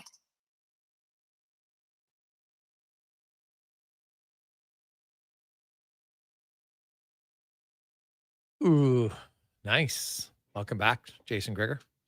Terry Ryan with you on Sports 1440, sports1440.ca. I have to say, I quite like this quote. Bill Belichick says there's a drawer where you should put all your distractions and outside interests until after you've reached your goal. Now, that was a tough one, man. There's a lot of people that I think were just waiting to see Belichick fail. Like they're taking enjoyment in seeing him fail. Because that was a rough one for UNC. But has UNC ever really been like, when was the last time they were really competitive in football? Declan Kruger? How many years? Like ever? Never. So like, what were people expecting? Like, I know it's Bill Belichick, but my God, he's not a miracle worker. Like, you still need players. So, but it is, I know they paid him big money and, they're thinking, hey, we get the coach, but you can't just recruit a master class in 1 year. It's not going to work that way. So I don't think it'll ever get there. Coach coach can make players better for sure, but ultimately you're only as good as your players. Every coach has ever told me that, and you get good players. Now, the one thing Belichick was great at in New England, the reason they were great for 2 decades was he removed emotion from his decisions with players. He would get rid of, star players whose best due date was past. He used to do it, right? Without a problem. And I think that was maybe one of his greatest attributes. Obviously, he was a good coach and everything like that, but he had some pretty good players, which helps, right? And he was kind of great at keeping guys a little bit on their toes.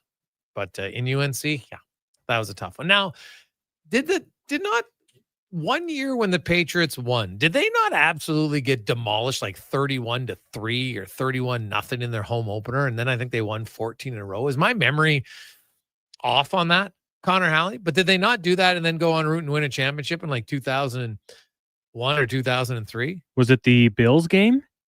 Because I remember when they let Lawyer Malloy go. Oh, their safety, and he went to Buffalo. Yes, Lawyer Malloy. Yeah, it was the Malloy game. Them. They stomped them, and everyone's like, oh, yeah. And then I think they won like 14 in a row after that. And then they went on to win the championship. That would have been in 2003, I think. Yeah. And then there was it the Dolphins game when they just threw the whole Wildcat formation at them in week 1? Oh, God. Like Tony Sperano or something? Yeah. I might have. I can't remember that one. But I just remember, UNC isn't going to bounce back. Let's not. But I did find it interesting. There's people just like, wait, I want to see Bill Belichick fail. Now it is social media, and sadly, there's negativity reigns more than positivity there. If you want to find the positivity, you just got to dig for it. It's there. But it does seem to be some people enjoy more of the negativity. We'll see. Now let's go in the room. Brought to you by Action Electrical, where you can take action on your savings. The most diversified electrical contractor in Alberta with project, service, testing, and solar divisions. Their commercial solar division as well as residential solar. Up to a $40,000 10-year interest-free loan available right now from the government of Canada. Check it out at actionelectrical.net. As Dave McCarthy from Sirius XM joins myself, Terry Ryan. Davey, how you doing? Hey, boys, what's going on?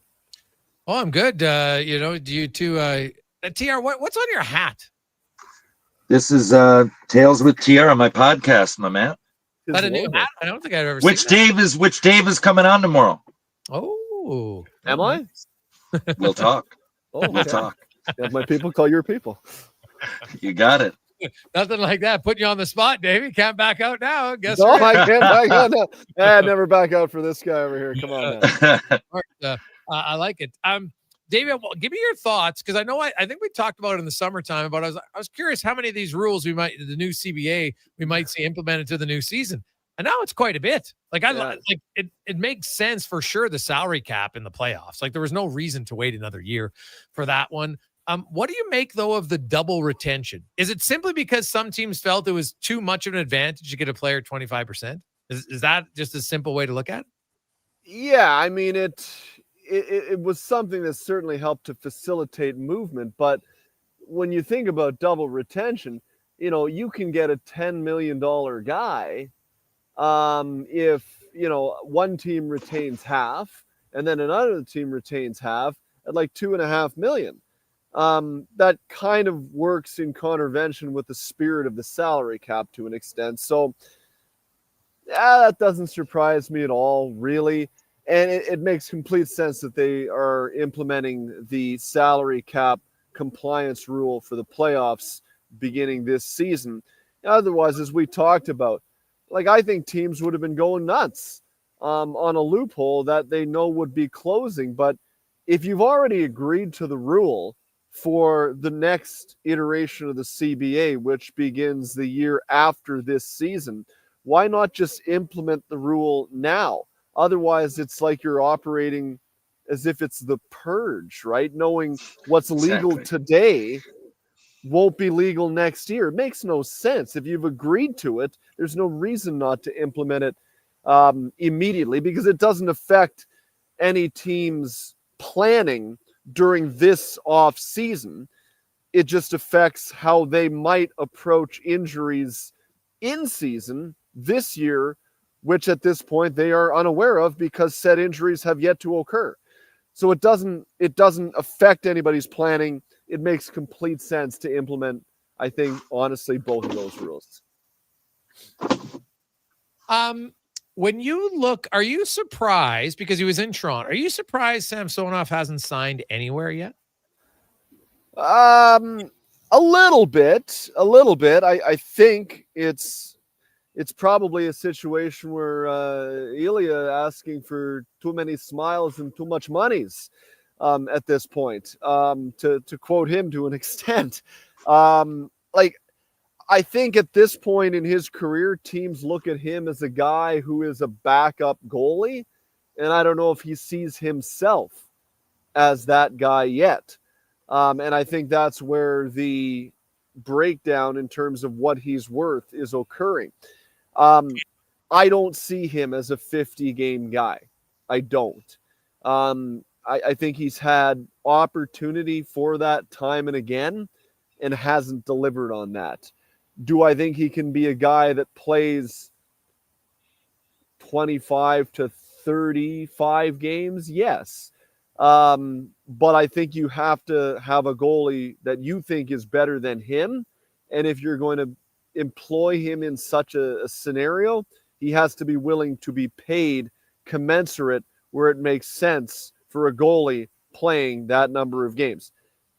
And I don't think he has come to that realization yet. So, look, he's a guy that is in Toronto, was ultra sensitive, and I like the guy very much. Don't get me wrong. I really enjoy talking to the guy. He seems like a really good dude to me, based on what I know of him from speaking with him in the room. I don't have a relationship with him beyond that.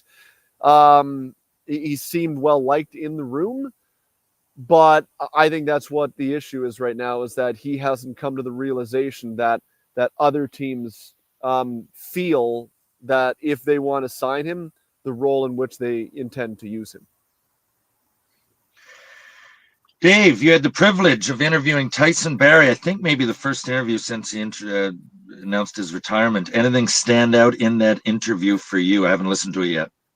Well, I can send you the full interview after we get off if you like. I've got it in data. I've seen it on your Twitter. I got it queued up, my man. Oh, there you go, buddy.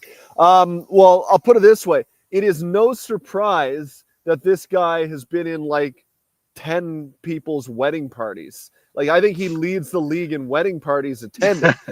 Okay.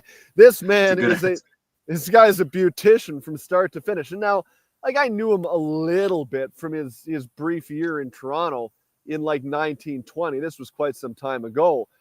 But like, I didn't realize quite how fun of a dude this guy is. When we were talking about his beer, Chili Ones, I just asked him, what's sort of the story behind the beer? I said, it's a 3% ABV, so it's pretty light. He's like, well, I call it a parenting beer.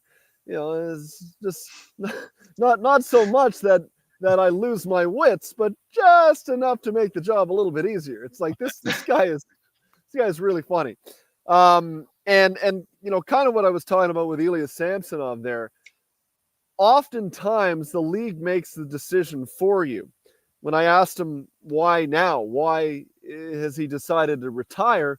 Well, it was a decision in tandem with the 32 NHL teams, which was to say that no one was offering him what he was willing to play for. So I guess we call it a career. Now, Tyson's doing quite nicely, and he's not a guy that needs to grind away for his next post-playing career opportunity. So everyone's situation is different, but he can afford to shut her down. And I give the guy a lot of credit making that decision. And as I asked him, are you at peace with it? And he said, yeah, I think I am.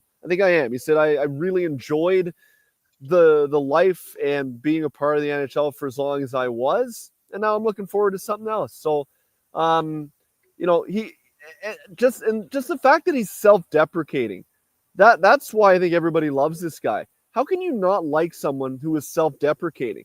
To me, people who just are so full of themselves become exhausting very quickly. And this guy is out there putting on his Instagram story all of the worst plays that he ever made. Like, there was one in Edmonton where he was being hounded by a guy, and then he like turned and swung a pass to Draisaitl when he had two guys on top of him, and Draisaitl blows a wheel and they go back and score the other way. And he goes, never hesitated to pass off a problem to somebody else in my career. And it's like, this guy's just really funny. So yeah, I think he's going to do well after his playing career. I can tell why he was one of those universally revered teammates. And I'll tell you what, he is going, as he said, straight into the NHL's Hall of Good. And there's a lot to be said for that, because it's one thing to be elite in the league. It's also very difficult to be good in the league for as long as he was, and he was very good. So he was, I'll put it this way, Terry, probably one of the favorite guys I've ever interviewed, because I wasn't expecting it to be quite that entertaining, and it was. It's a slow news day when you've got to answer the next question I have. What did you think of the Dennis Hildeby contract? You're not wrong, Terry. Slow news day. Tidy piece of business by Brad Treliving. The fact that he got him on a 3-year deal at about as much money as it costs to have me appear on your show once a week, and 2 of the 3 years on a 2-way deal. Really, really smart. So, now it gives the Leafs one flexibility in terms of their waiver situation. Doesn't eat into their cap. Gives them a reliable number 3 guy. Like, we saw him come up and play some legitimate minutes for the Leafs last year, and he was quite effective. And he's not a kid, right, anymore. So he's now at the point where this is where you'd expect him to either establish himself or not. He's doing that on essentially for free. And then not this coming season, not the year after, but 2 years from now, entering the final year of his deal, then it's a decision point for the Leafs where he'll face waivers as the contract switches to one way. And at that point, you can't fault him for being on waivers, because you either are happy to keep him or you're happy to expose him to waivers. And then you find another guy who's capable of playing the third goaltending role. So pretty tidy piece of business by Brad Treliving. Yeah, it's an interesting one where, it's a young guy who got some stability. Hey, it's still basically just under $900,000 a year for a 3-year deal. And you know what? We'll see. But it is kind of interesting to see. I can't recall the last time like a minor league goalie got a 3-year deal out of his entry level deal, right? Like usually you get a 3-year deal and then they might sign for 2, but not 3. So good for them. And, we'll see. Good for him. Maybe he'll have the opportunity to move up. Dave McCarthy joins us. Dave, looking at the East now, as we are a week away from rookie tournaments and camps and everything like that start next week, is there a team that you're most intrigued to see how they'll be, whether it's good or bad, and maybe you just don't know? Like, which team are you most uncertain about in the East? Uncertain about that. That is interesting. Look, I'll put it this way. In the Atlantic Division, like, I'm not really too uncertain about too many teams. I expect Toronto, Tampa Bay, Florida, Ottawa, and Montreal to be pretty good. And I don't expect much from Detroit, Buffalo, and Boston. Buffalo, despite the fact that Owen Power told me a week and a half ago, Terry, when I bumped into you, we got to make the playoffs, man. Like, we're getting sick and tired of it. It's all well and good to say, but I just don't see their team being able to accomplish that goal with the teams ahead of them in the Atlantic Division. Columbus would be the team for me because I think they surprised everybody last year with a run that they went on to get themselves within a stone's throw of the playoffs. They went out and they brought in some more veteran presence this year, a guy like Charlie Coyle, who interestingly has never missed the playoffs in his NHL career. Never. And so that'll help to insulate some of their younger players. But a lot of their younger players, guys like Kent Johnson, Dmitry Voronkov, Adam Fantilli, had really good years last year. And you would hope then that they continue to grow. They're still young enough where you'd expect them to continue to improve. And I talked to Eric Branson in the summertime a few weeks ago, and he said, like, as good as we were, there was a stretch in March where we kind of shot ourselves in the foot and we lost a bunch of games in a row and sort of, we kind of let ourselves down. So they felt they deserved better, even though I think everyone, quite honestly, around town thought they were as impressive as anyone could have expected, given what they went through as an organization last offseason. There's something to build on there, and I think they're ready to take a step forward. The fact last year at this time, a few months, it would have been like June. No, I guess it would have been, almost this time last year. I had Don Waddell on my show just after he had taken over in Columbus. And I asked him, what have you determined? And he took over in May last year. And he said, well, I determined that losing was acceptable in this organization and we can no longer stand for that. So they've instilled something there that has, I think, taken root. And they were much more focused on details and the way in which they approached each day. And it paid off last year. So I look at them in a division that I don't expect to be particularly good, for them to have an opportunity to take a step and try to secure a playoff spot. Davey, always good to catch up with you, buddy. Have yourself a great day, and we look forward to your guest appearance with TR tomorrow. So do I. Be in touch. There you go. Dave McCarthy from SiriusXM. TR just booking his guests on the show now. I love it in real time. Fantastic stuff. It's Gregor Show presented by PlayAlberta.ca, where you can get in. It's Lotto Max today. PlayAlberta.ca, $40 million tonight in the draw. Get your tickets. PlayAlberta.ca. Reduce fine lines and wrinkles while strengthening your hair with BioSil. It's a clinically proven, assure-tested product that helps in the formation of collagen. Try BioSil now at Vitality Health Foods, where customer appreciation is Tuesday and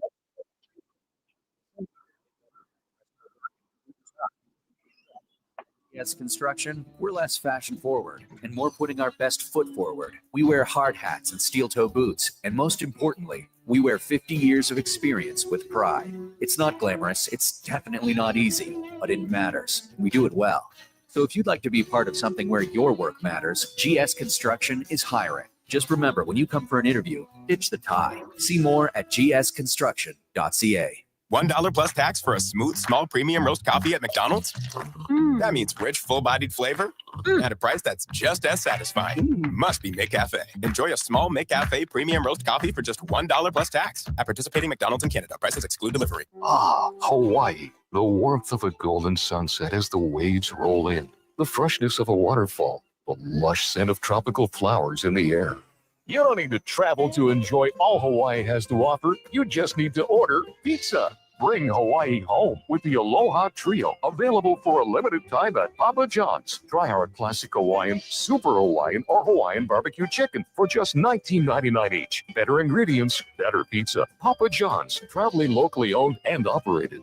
Excavators, loaders, lifts, compaction equipment, and more. Find the XCMG construction equipment you need. Available for rental or sale at Japa Machinery Group. Japa, helping build Alberta from the ground up for 50 years. Visit japamachinery.com.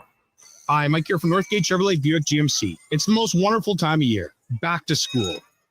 Let's be honest, we're all doing cartwheels. What great news. And while I'm at it, Northgate is having a back to school sale. That's right, August 22nd to September 2nd. 0% financing, employee pricing, savings up to 18 grand, school supplies for a year with every purchase. So why don't you drop the kids off at school and come celebrate with us? 13215 97th Street or visit us online at northgategm.com. You're in Northgate country. I'm Rick Showers from No Bull RV, and you'd think that as a used RV expert, I'd be a real do-it-yourself guy. Oh, I know all the dirty and grungy stuff that has to be done to keep your quality used RV healthy, and I actually don't like doing it. That's why I hired a whole service team at No Bull. I get to talk about it on TikTok, and they get their hands dirty. Gotta be some perks to being the boss, Rick. That's right, Bob. It's only fair that I share it with everyone, which is why we created our Camp Ready Club. Here's how it works. For one low monthly cost of just $30, we'll do your spring opening, fall closing, and all your regular scheduled maintenance on your used RV. Plus, club members get priority discounts and perks as well. You know it, Bob. Camp Ready means you've got everything you need. But if you require service or repair during the peak summer season, Camp Ready members go to the front of the line to get you back to the great outdoors faster. And that's No Bull. NoBullRV.ca.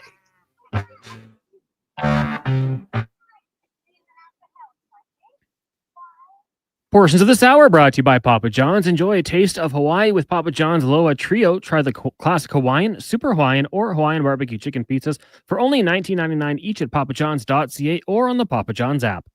The Jason Gregor Show, the best of Edmonton sports talk and beyond. This is Sports 1440. Presented by PlayAlberta.ca, Alberta's only regulated online gambling website.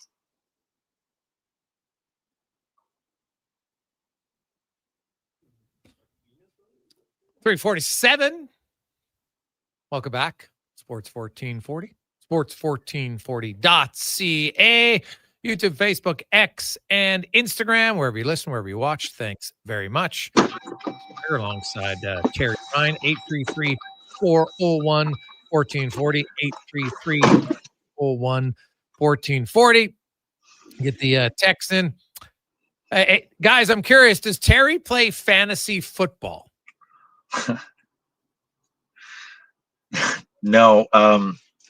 Why are you laughing? I don't know enough about it. It's like going to, the racetrack and they're going, the horse runs better on grass than dirt. And then there's the jockey and this one's a trotter. And I don't know enough about it.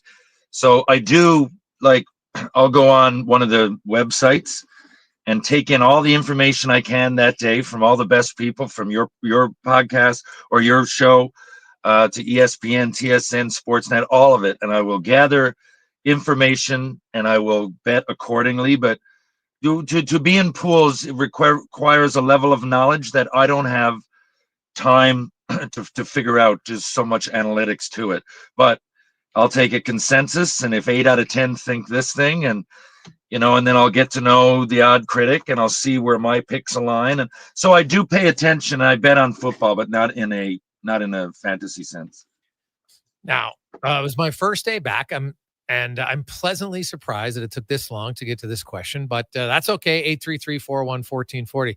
Hey, Gregor, I know you've said all summer you're not concerned about the McDavid signing a contract. Are you concerned now that he hasn't signed one? From Dan. I am not, Dan. I always felt he wasn't going to sign until September anyway, and it's September 2nd right now. I don't think there is a major rush. I will admit that if training camp begins and he hasn't signed, so that's what, the 18th, I think, is their first on-ice day, I'd be a little surprised. Admittedly, I'd be surprised for a variety of reasons. Now, Connor, you'd ask him about it once in camp, and I'm not going to ask him every day. Like, what's the point? But, he'd probably address it once, and what's he going to say? Well, I'm taking my time. Like, I won't. To me, it's not a concern until McDavid leaves Edmonton. Like, I'll still say this because he's under contract for this coming year. I would be floored if Connor McDavid's not an Edmonton Oiler next year. I'd be floored. The Oilers just went to back-to-back Stanley Cups. When I hear people talk about, well, he wants to win. Well, where else is he going to go? Florida? What other team will guarantee him a better chance to win right now than the Edmonton Oilers? Who can you name? Which team, without you say, oh, we're going to throw in McDavid. Now, keep in mind that if you put in McDavid, you got to take out $16 million of that team. Right now, the Oilers have him at 12.5. So whatever his new deal, 16, 17, they have a smaller amount. Plus the salary cap's going up to 104 next year. So you could argue that that's where it is. But, there's no other team that's just, who are they going to get rid of? And if they're going to, and you can't just say, well, they're going to get rid of their dead weight contracts. Like, that's utopia kind of fairy tale story. So, like, outside of Colorado, because they've got McKinnon and they've got Makar. Because if you look at a Draisaitl-Bouchard combination, wherever you stand on Bouchard, whatever, Bouchard's a really good defenseman. Okay, he's not the best defenseman, but he's a really good defenseman. Leon Draisaitl's top 5 player in the world. Some would argue top 3. So you got McKinnon and Kucherov are probably the only 2 forwards in the similar conversation as him. So who has a combo where you can say, oh yeah, he's going to go there and it's going to work? That's going to be better. So that's why I don't see. Now, do I think it'll be a long-term deal? No. Now, keep in mind, for years, I've been on this show saying 5 years should be the max term contract after the age of 28. So if McDavid only signs for 4, I'm okay with it. And I understand it for both sides. It wouldn't surprise me at all. But when I look at it, TR, do you see a team that you say, oh, well, yeah, clearly a better chance to win than Edmonton? Do you see one, TR? Didn't hear anything you said. I'm in the car and my phone went out for a second, but it explained. I just heard you say, do you see one, TR? Yeah. Do you see a team? Because when people talk about, McDavid leaving, like, where is he going to go that's a clear, better option to win? Well, first of all, this is what I've been saying all along. They've been in the finals twice. And when he's not, it's not a basketball. I mean, he's the most important player in hockey. But it's not like they've got a terrible team without him. They generally win, still when he's out. And they rely on more than just McDavid. It's a team sport, yada, yada, yada. But what I'm saying is that they've got enough depth with him, obviously, 2 years in a row to make the final. Now, where else do you think you're going? So from a winning perspective, and you're surrounded by players that it's taken this long, and all the blood and the sweat and tears that have gone into that, and most of that nucleus has done it together with you, and you've been successful enough to get within a game, 2 games, and then 1 game when there's a lot of bounces involved and luck and everything else, and people got to remain healthy. You got a great training staff, everything by all accounts. The Oilers are thrilled with their medical staff, and I never heard them say anything bad about that. And their coaches. And so there's just so much that goes into it. If you're generally worried about winning, I would think that the team has A, shown you enough, and B, looking at what's around you. And you're talking to all these guys that are going to be there. Unless you've got an alarmist reason to think that they're not going to for some reason. Guys who are signed demand a trade, guys who aren't not going to sign. And I just don't see that. I see a team that's been through a lot, and I don't know Connor McDavid. I met the guy, but what would I think goes through his head? But what I would think, just as a logical human hockey player, teammate, are all the things I just mentioned. And if it's getting back there, and I'm like you, I said I didn't think it was going to happen until September anyway. And and we're at September 2nd. Again, if I'm him, the quickest route to winning, possibly winning, to me, is right in my own dressing room. Otherwise, I'm taking another chance. I'm changing a dynamic of a team. What if you go there and you don't even – a lot has to go right. I mean, the Leafs lost to the same team, right? And they got so much crap given to them. They lost to the same team. Whatever round it is, they lost to the same team. You could go change the dynamic of another team, not have a bounce go right, and now all of a sudden, what was that all about? For me, I think that guy and he loves Edmonton by all accounts, man, all accounts, not just his words. Look at his actions and of him and his family and his teammates around the city. So I don't see anything pointing to him leaving, at least in terms of wins and losses. I mean, it's something else I'm not qualified to speak about. Yeah, no, I understand the angst from an Oilers fan. I get it naturally. Like, well, until he's signed, there's a chance he can leave. So I get it. That's fair. But do I believe he's going to leave? I do not. So I guess there's a chance. It's like Dumb and Dumber. So you're telling me there's a chance? Yes, there is a chance until he's signed that he theoretically could leave. I just think it's incredibly low. And ultimately, I think he'll get it done. And I still believe, knowing McDavid, and here's the truth, Terry. So now, I haven't spoken to anybody before I went on holidays, but when I spoke to people in the organization, they said, in September, like, they had yet to have a real serious conversation. Now, some would say, why haven't you done that? It's Connor McDavid. Because Connor McDavid had his brother's wedding. He had Leon Draisaitl's wedding. He had a terrible loss. They gave him some time. Like, this is not a really hard, difficult negotiation. If McDavid wants to get the league max at 19.5, the Oilers would give it to him because they want to keep him. They don't want to lose him. But that's going to lower his chance to win. Doesn't make any sense. So I get why he doesn't do it. But, and I get why he doesn't do a long-term deal. Well, fans will want a long-term deal. If I'm Connor McDavid, I'm not signing a long-term deal. Because the only way it works is if I sign it for 19.5 to start. So that hurts me for the next few years because it's just really too high. And if I don't sign a long-term deal and 4-year deal, now I can still keep my cap percentage probably around 16% of the cap, give or take. And then in 4 years, when the cap's up to, who knows, 130, 128, whatever the million it's at, then you can re-sign. And while your cap hit goes up, his percentage of cap probably won't change very much. So, and it forces the team to stay competitive and make smart moves. So that's why I think it works for all sides.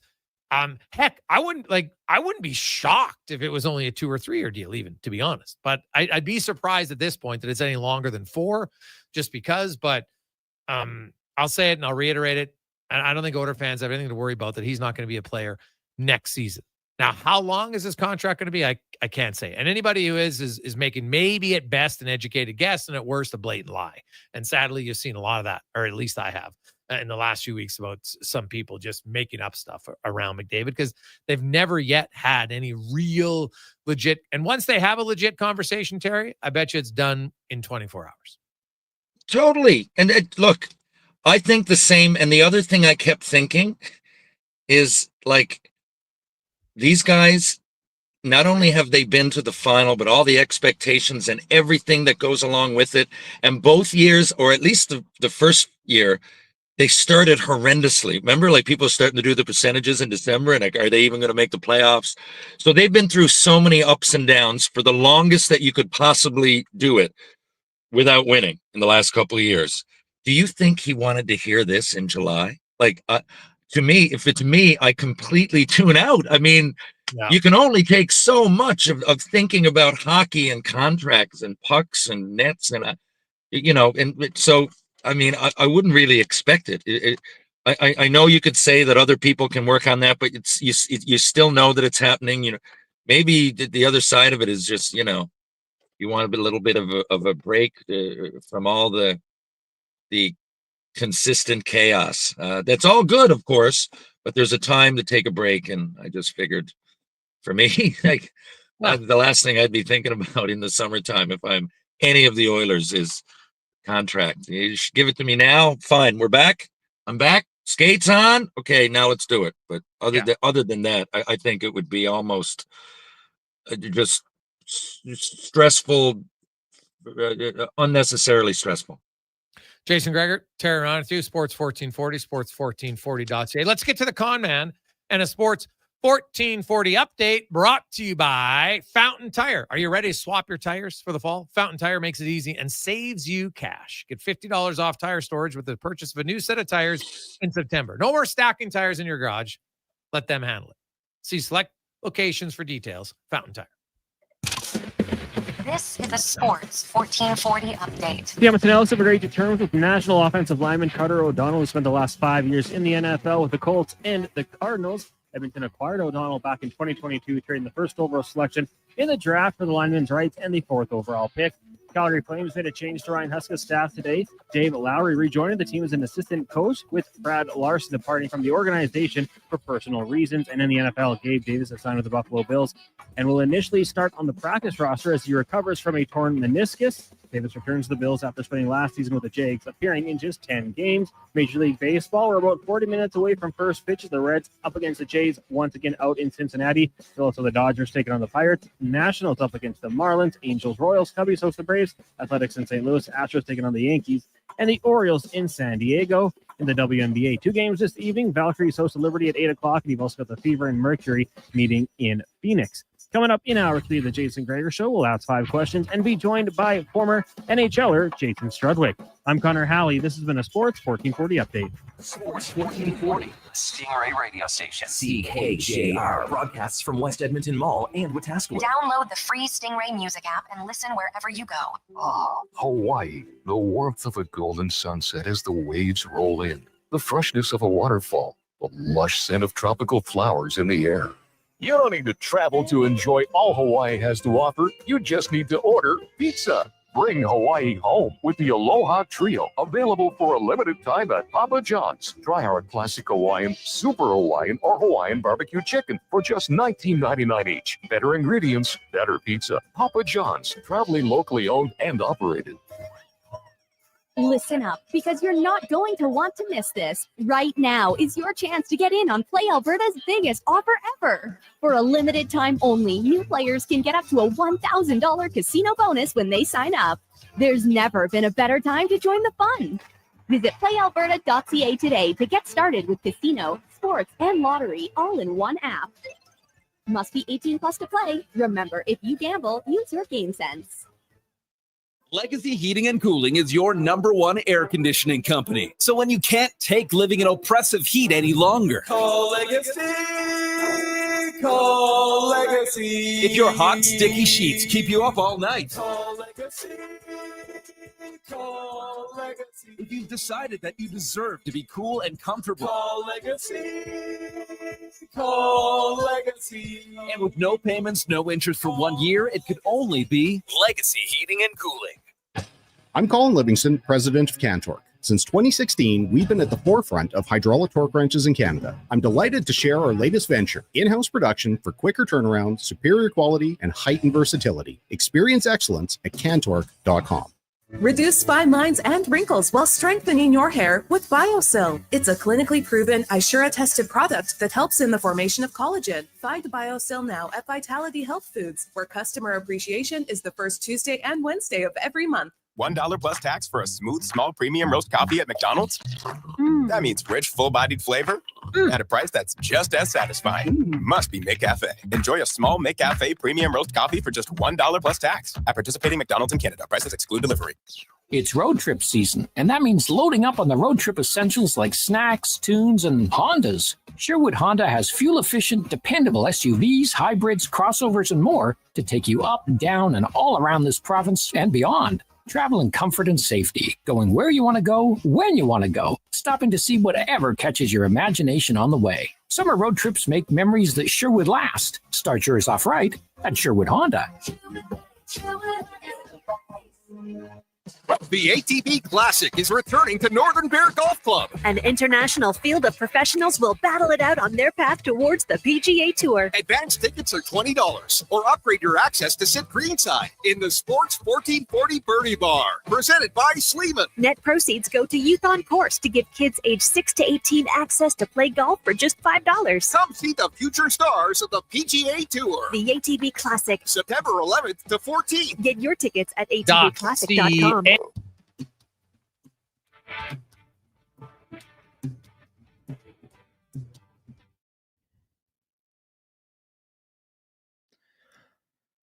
Portions of this hour brought to you by Leading Edge Physio, from weekend warriors to professional athletes, kids playing soccer to grandparents in the garden, rotator cuff tears and tendinitis to post-surgical knees and hips. We fix your body. Life shouldn't hurt. LeadingEdgePhysio.com.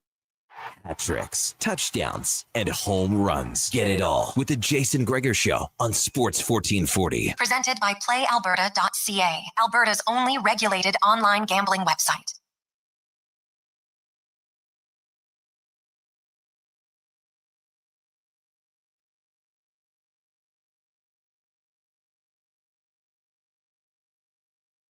Just after 4 o'clock. How are you? Jason Gregor, Connor Halley, Sports 1440, sports1440.ca. Terry Ryan is always along for the afternoon as well. YouTube, Facebook, X, and Instagram. Thanks for listening. Thanks for watching the show. We got Jason Strudwick coming up, joining us this hour. We got Spec, also Hart Levine, because the NHL has fast-tracked some of the new CBA for this upcoming season. Salary cap in the playoffs. You will have no more double retention on trades. Well, you can, but it's got to be so far apart that I don't see. You'd have to basically do it in January, and then you could trade the player again. It's 75 days, is it not, Connor Halley? It's a pretty long time between having a player that you acquire that then you could trade to someone else and essentially have a double retention. So that is a tad odd for sure. But I guess they feel like it's too much of an advantage to have a player at only 25% of his salary. Got a lot of text flying in, 833-401-1440, 833-401-1440. We'll get to the oil report, brought to you by Volvo Cars Edmonton. The Discover Day sales event's on, continuing right now. You can lease a 2025 XC60 from 0.49% and save an additional $5,000. Great vehicles, better service. Volvo Cars Edmonton.com. And about the orders, because hey, I knew once you bring McDavid up, people are going to get fired up, and I understand it, right? Hey, Gregor, I totally agree. Connor says he doesn't want to be a distraction, so it makes sense. Like Leon the year before to sign before camp, not going anywhere. Welcome back from CL80. Hey, Gregor, which team would give him a better chance to win this year? Only Florida. But when he's a free agent 26, there's maybe a few others. Hacksaw. Well, Hacksaw, Florida wouldn't give him a better chance. How can he go there? Right? Like, look at this out. Even next year. So even if you look at it next year, who are the teams next year that you think automatically going to give him a better chance? You can't just say teams without listing them. You need to list them. Who is it? I said probably Colorado. Who else? Because keep in mind, if he comes in at $17 million, you got to ship some money out. Because there's not like there's a boatload of teams that have just infinite cap space. Now, the luck is for every team, including the Edmonton Oilers. Salary cap this year is 95.5. Next year, it's 104. $8.5 million increase in the cap. That's huge. Even if McDavid, let's say he signs at 17, he's still only taking 4.5 of that. Just himself. So it's going to be a good problem for a lot of teams because, and really, if you're a player, like think about it.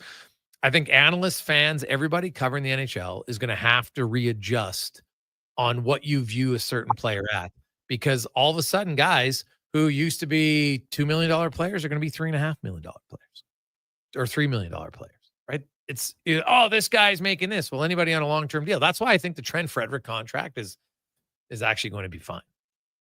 I don't see it being much of an issue at all. Hey, Greggs, I read your 10 points of the storylines that you're interested in at Oilers Nation today. Very good. You really got me thinking about Matt Savoy and Ike Howard and what are realistic expectations from Daniel. Well, Daniel, you know what? I think rookies all the time. You look, we started the show talking a little bit of fantasy football, and like everyone's, oh my God, this is going to be the best rookie running back class of all time. Maybe. But I do find that rookies in any sport get a lot of excitement because it's new. And it's funny. For all the negativity that reigns, it's for unknowns. Most people lean to more. It's like, oh, I think like Matt Savoy, he could score 50 points. Ike Howard, he's going to score 25 goals. And I'm like, maybe. But do you know how hard it is? Do you know how many NHL rookies in the last 3 years scored 25 goals when they didn't get significant power play time? How about none? Like, it's hard, man. It's hard to score 20 goals. And if you even look at just last year's class, like how many guys scored 20 goals even strength amongst rookies? 3 in the last years. And Tanner Jeannot was one of them. Came out of nowhere when he had 24 goals for Nashville, TR. He was starting the season as a fourth liner, an unreal year, right? Michael Bunting's another guy in recent memory who's done it. Like, it is really hard. And so I don't think Ike Howard or Matt Savoy are going to get any significant PP1 time. They might get on the second unit power play. I would assume they are if they're here, right? That they would be there. It's just like, it's hard when you look at the minutes. And that's the one that's key.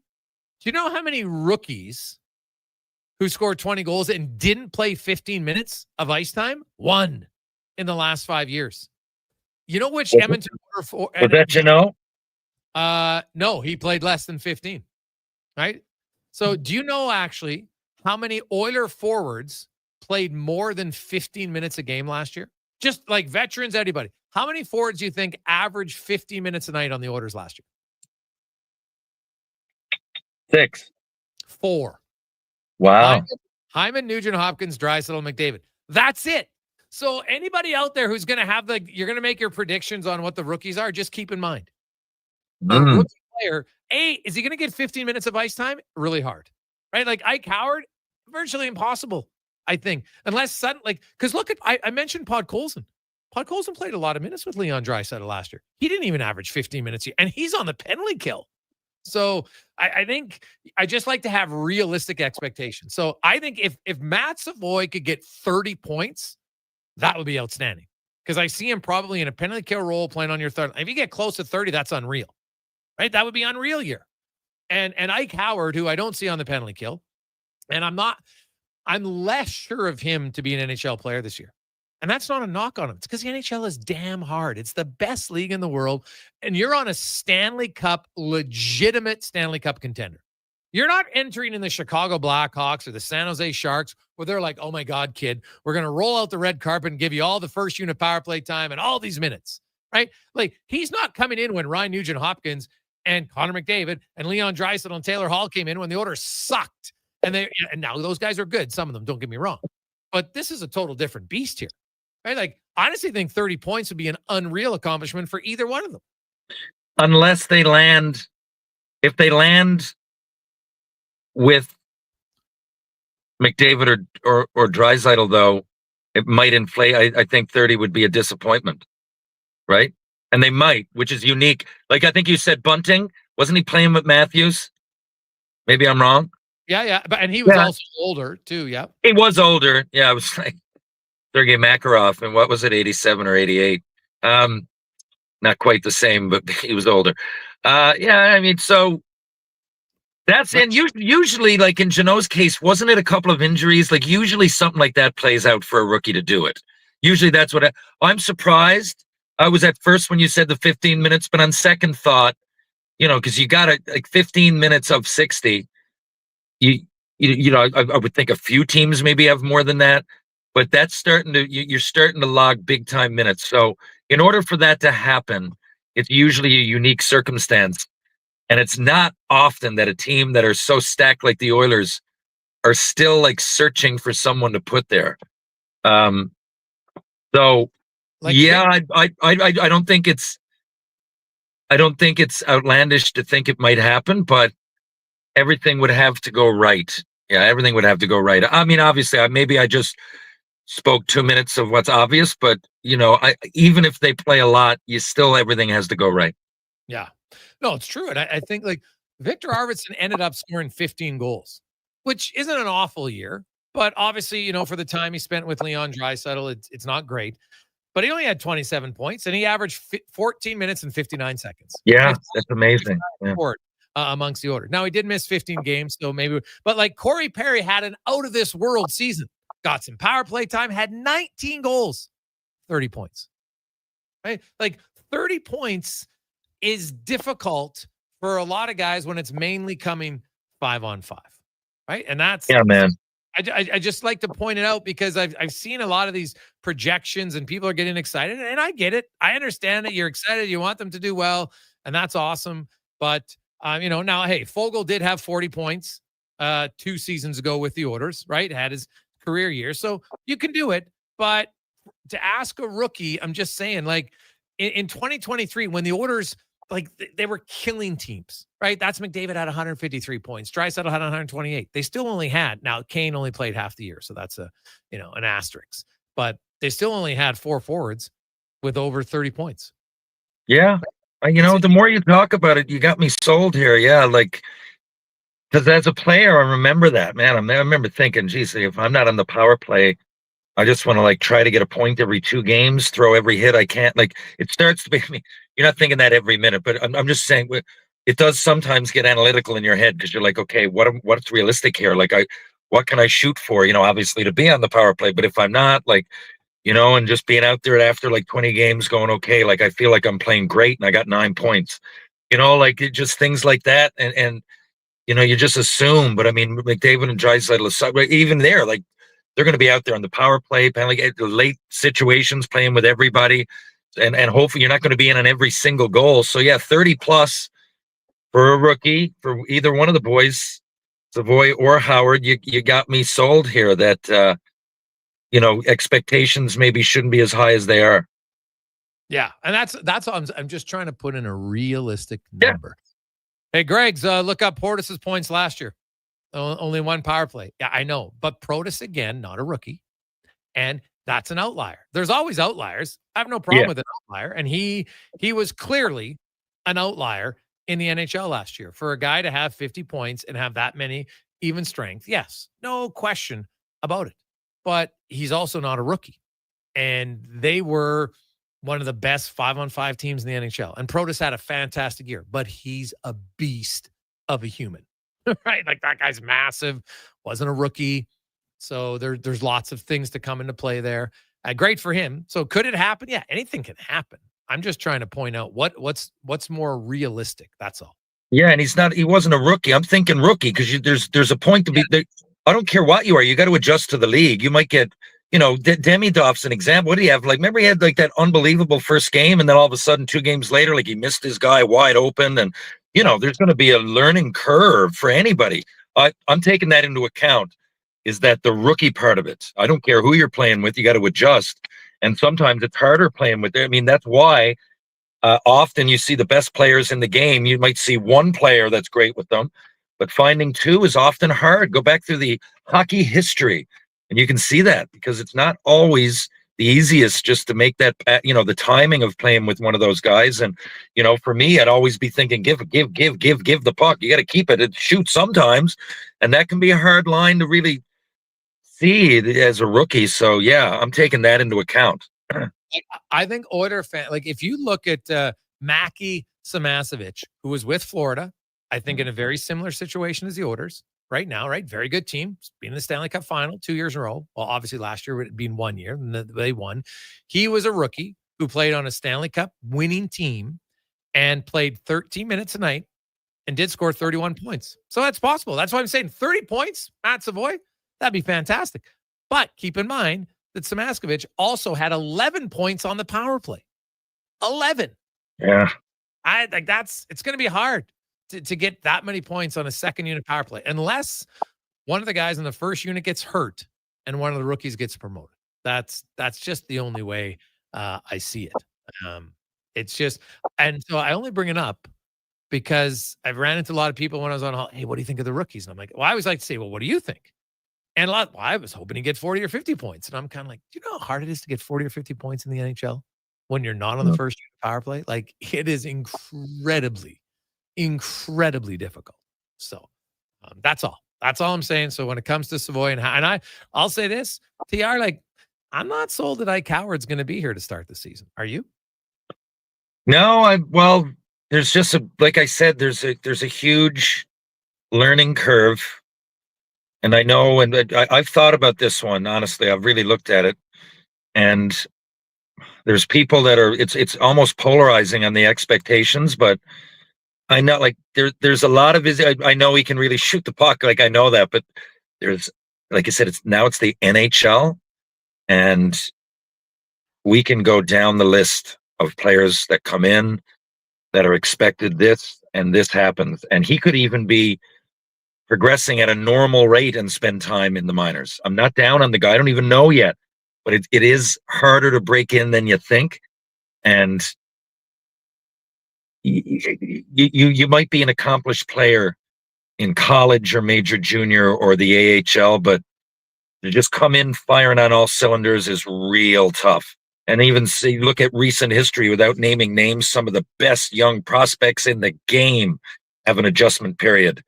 In all relative terms. So, yeah, I mean, I wish him the best, but there's going to be I'd like to more predict in 2 years from now. I could almost be more confident in the numbers, because this year, like I said, there's going to be a learning curve. Now, San Jose or Chicago, they will allow for that learning curve to be a lot more elastic. But like you just said, it's the Edmonton Oilers. You're expected to get back to that Cup final. You're expected to really, really, really make a play for the Stanley Cup, if not win it. It's a lot harder, just from nerves, from spots available, and from management decisions. Like, because, if it's not going well, you might be part of a trade. I don't want to be negative. I'm just saying, whereas other teams would probably give you a lot more leeway, and then you grow with the younger guys like Celebrini or Bedard. If I'm them, I'm growing with the team around me, and it's a little bit easier that I got all this expectation, but we're not really supposed to win right now. So there's something off my back. But, for these guys, they're going to have to come in and, okay, help us now. Yeah, very true. Jason Gregor, Terry Ryan. When we come back, Jason Strudd will join us in the Gregor Show, presented by PlayAlberta.ca. The job isn't done until the last load is hauled, and having a semi-trailer out of commission is not an option. Whether replacing or adding to your convoy, Edmonton Trailer has a huge inventory of new and used semi-trailers, trusted by the gravel, logging, oil field, fluids, and freight industries. Find a trailer right for you online or at one of their 3 locations. For sales, service, parts, rental, and finance, when you're in it for the long haul, Edmonton Trailer. Work never gets done by standing around. You have to put your words into action. And that's exactly what GS Construction does every single day. Our priorities are safety first, quality second, efficiency third. GS Construction works hard. It's true. But first comes the care, the planning, and the people. Underground infrastructure isn't just about machines and trenches and some traffic inconveniences. It's about doing things right. Find out more on what we do. Visit gsconstruction.ca. The biggest game of the season, your Edmonton Elks Labor Day rematch with the Calgary Stampeders on Saturday, September 6th. It's the next gen game presented by National Bank. Kids get in free with a paid adult P5 ticket, and tickets start at just $20. Score yours at goelks.com. Reduce fine lines and wrinkles while strengthening your hair with BioSil. It's a clinically proven, Ishura-tested product that helps in the formation of collagen. Find BioSil now at Vitality Health Foods, where customer appreciation is the first Tuesday and Wednesday of every month. At Fountain Tire, you can save $50 off tire storage with the purchase of 4 select tires now until September 30th at participating locations. Okay. Or you could squeeze them into your backseat, possibly causing upholstery damage, drive them home, struggle, sweating buckets trying to get them out of your vehicle, resulting in you feeling guilty for not going to the gym more often, or at all. But at the end of the day, it's your choice. Totally up to you. Definitely $50 off the tire storage. You got it. Book your appointment today at fountaintire.com. Fountain Tire. We're on this road together, Canada. You got a go-to coffee spot, a trusted barber, even a lucky game day jersey. But when it's about looking your absolute best, there's only one name you need, Mr. Dirk. Family run since 1939, we're experts in crafting impeccable tailor-made suits and offering a wide variety of everyday styles. Pair that with personalized one-on-one fittings and the convenience of on-site tailoring. Mr. Dirk elevates your style game. Visit our Edmonton store or explore MrDirk.com. Score big on style with Mr. Dirk. Ah, Hawaii. The warmth of a golden sunset as the waves roll in. The freshness of a waterfall. The lush scent of tropical flowers in the air. You don't need to travel to enjoy all Hawaii has to offer. You just need to order pizza. Bring Hawaii home with the Aloha Trio, available for a limited time at Papa John's. Try our classic Hawaiian, Super Hawaiian, or Hawaiian barbecue chicken for just $19.99 each. Better ingredients, better pizza. Papa John's, proudly locally owned and operated. And here comes Action Electrical Service Team sprinting onto the scene. These are your first responders for any electrical emergency. That's right. With their fleet of service vans and specialized gear, they assess, they service, and maintain electrical lighting and automation systems. They're all about rapid response. Quick diagnostics and repairs to restore power and safety fast. Hire the Action Electrical team to bring home a win for your project. Visit actionelectrical.net. Are you relying on credit cards to make ends meet? Are you making just the minimum payment and carrying a balance month after month? It's time to break free from the debt spiral and take control of your finances. I'm Parveen Middleton, licensed insolvency trustee at BDO here in Edmonton. During a free consultation, I can explain all your debt relief options and stop your credit card bills from piling up. Call 1-833-BDO-TALK or visit bdodebt.ca to discover your debt-free future. It's road trip season, and that means loading up on the road trip essentials like snacks, tunes, and Hondas. Sherwood Honda has fuel-efficient, dependable SUVs, hybrids, crossovers, and more to take you up, down, and all around this province and beyond. Travel in comfort and safety, going where you want to go, when you want to go, stopping to see whatever catches your imagination on the way. Summer road trips make memories that sure would last. Start yours off right at Sherwood Honda.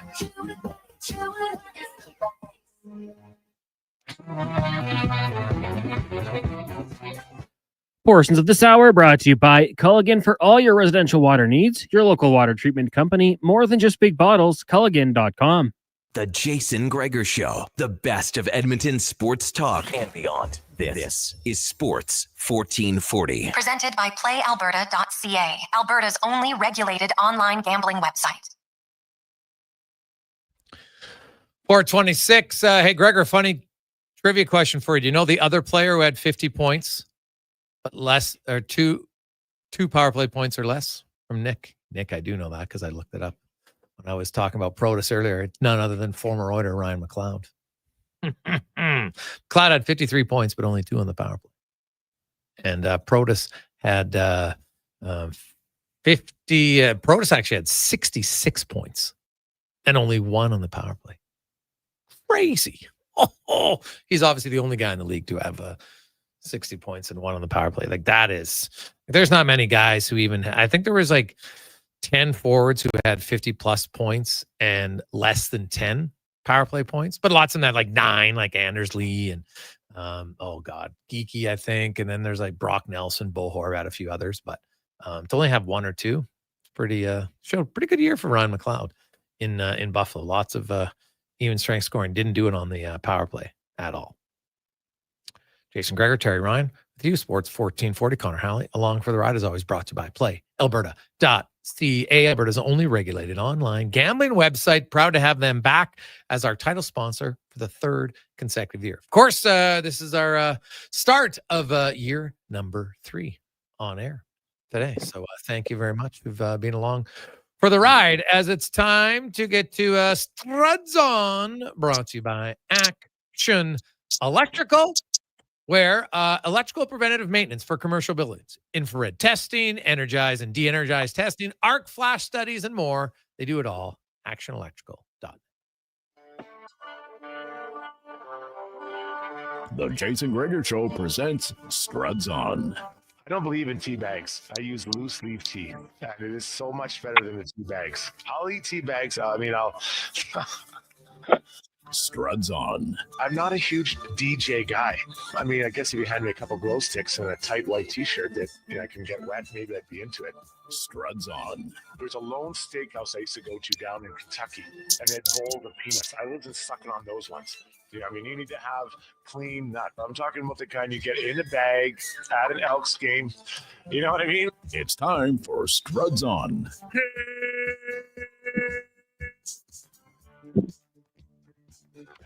Struddy, welcome back, my man. How you doing? Good. Biggie season. Let's get this going. It's been. I feel like we've been off for a long time. Yeah, there have been. Struddy, a few things. I know.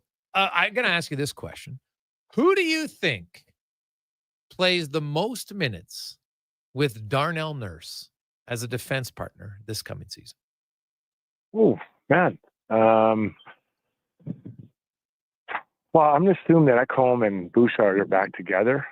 Although I guess you don't have Paul Coffey, so I might be adjusted a bit. I'm probably going to go with, I'm going to go with Jake Wallman because he'll play his offside. What's the consensus among you guys? Oh, we just came up with a question. I haven't even answered it yet. So I asked you first. It's a defenseman. So I wanted to see. So who are you saying?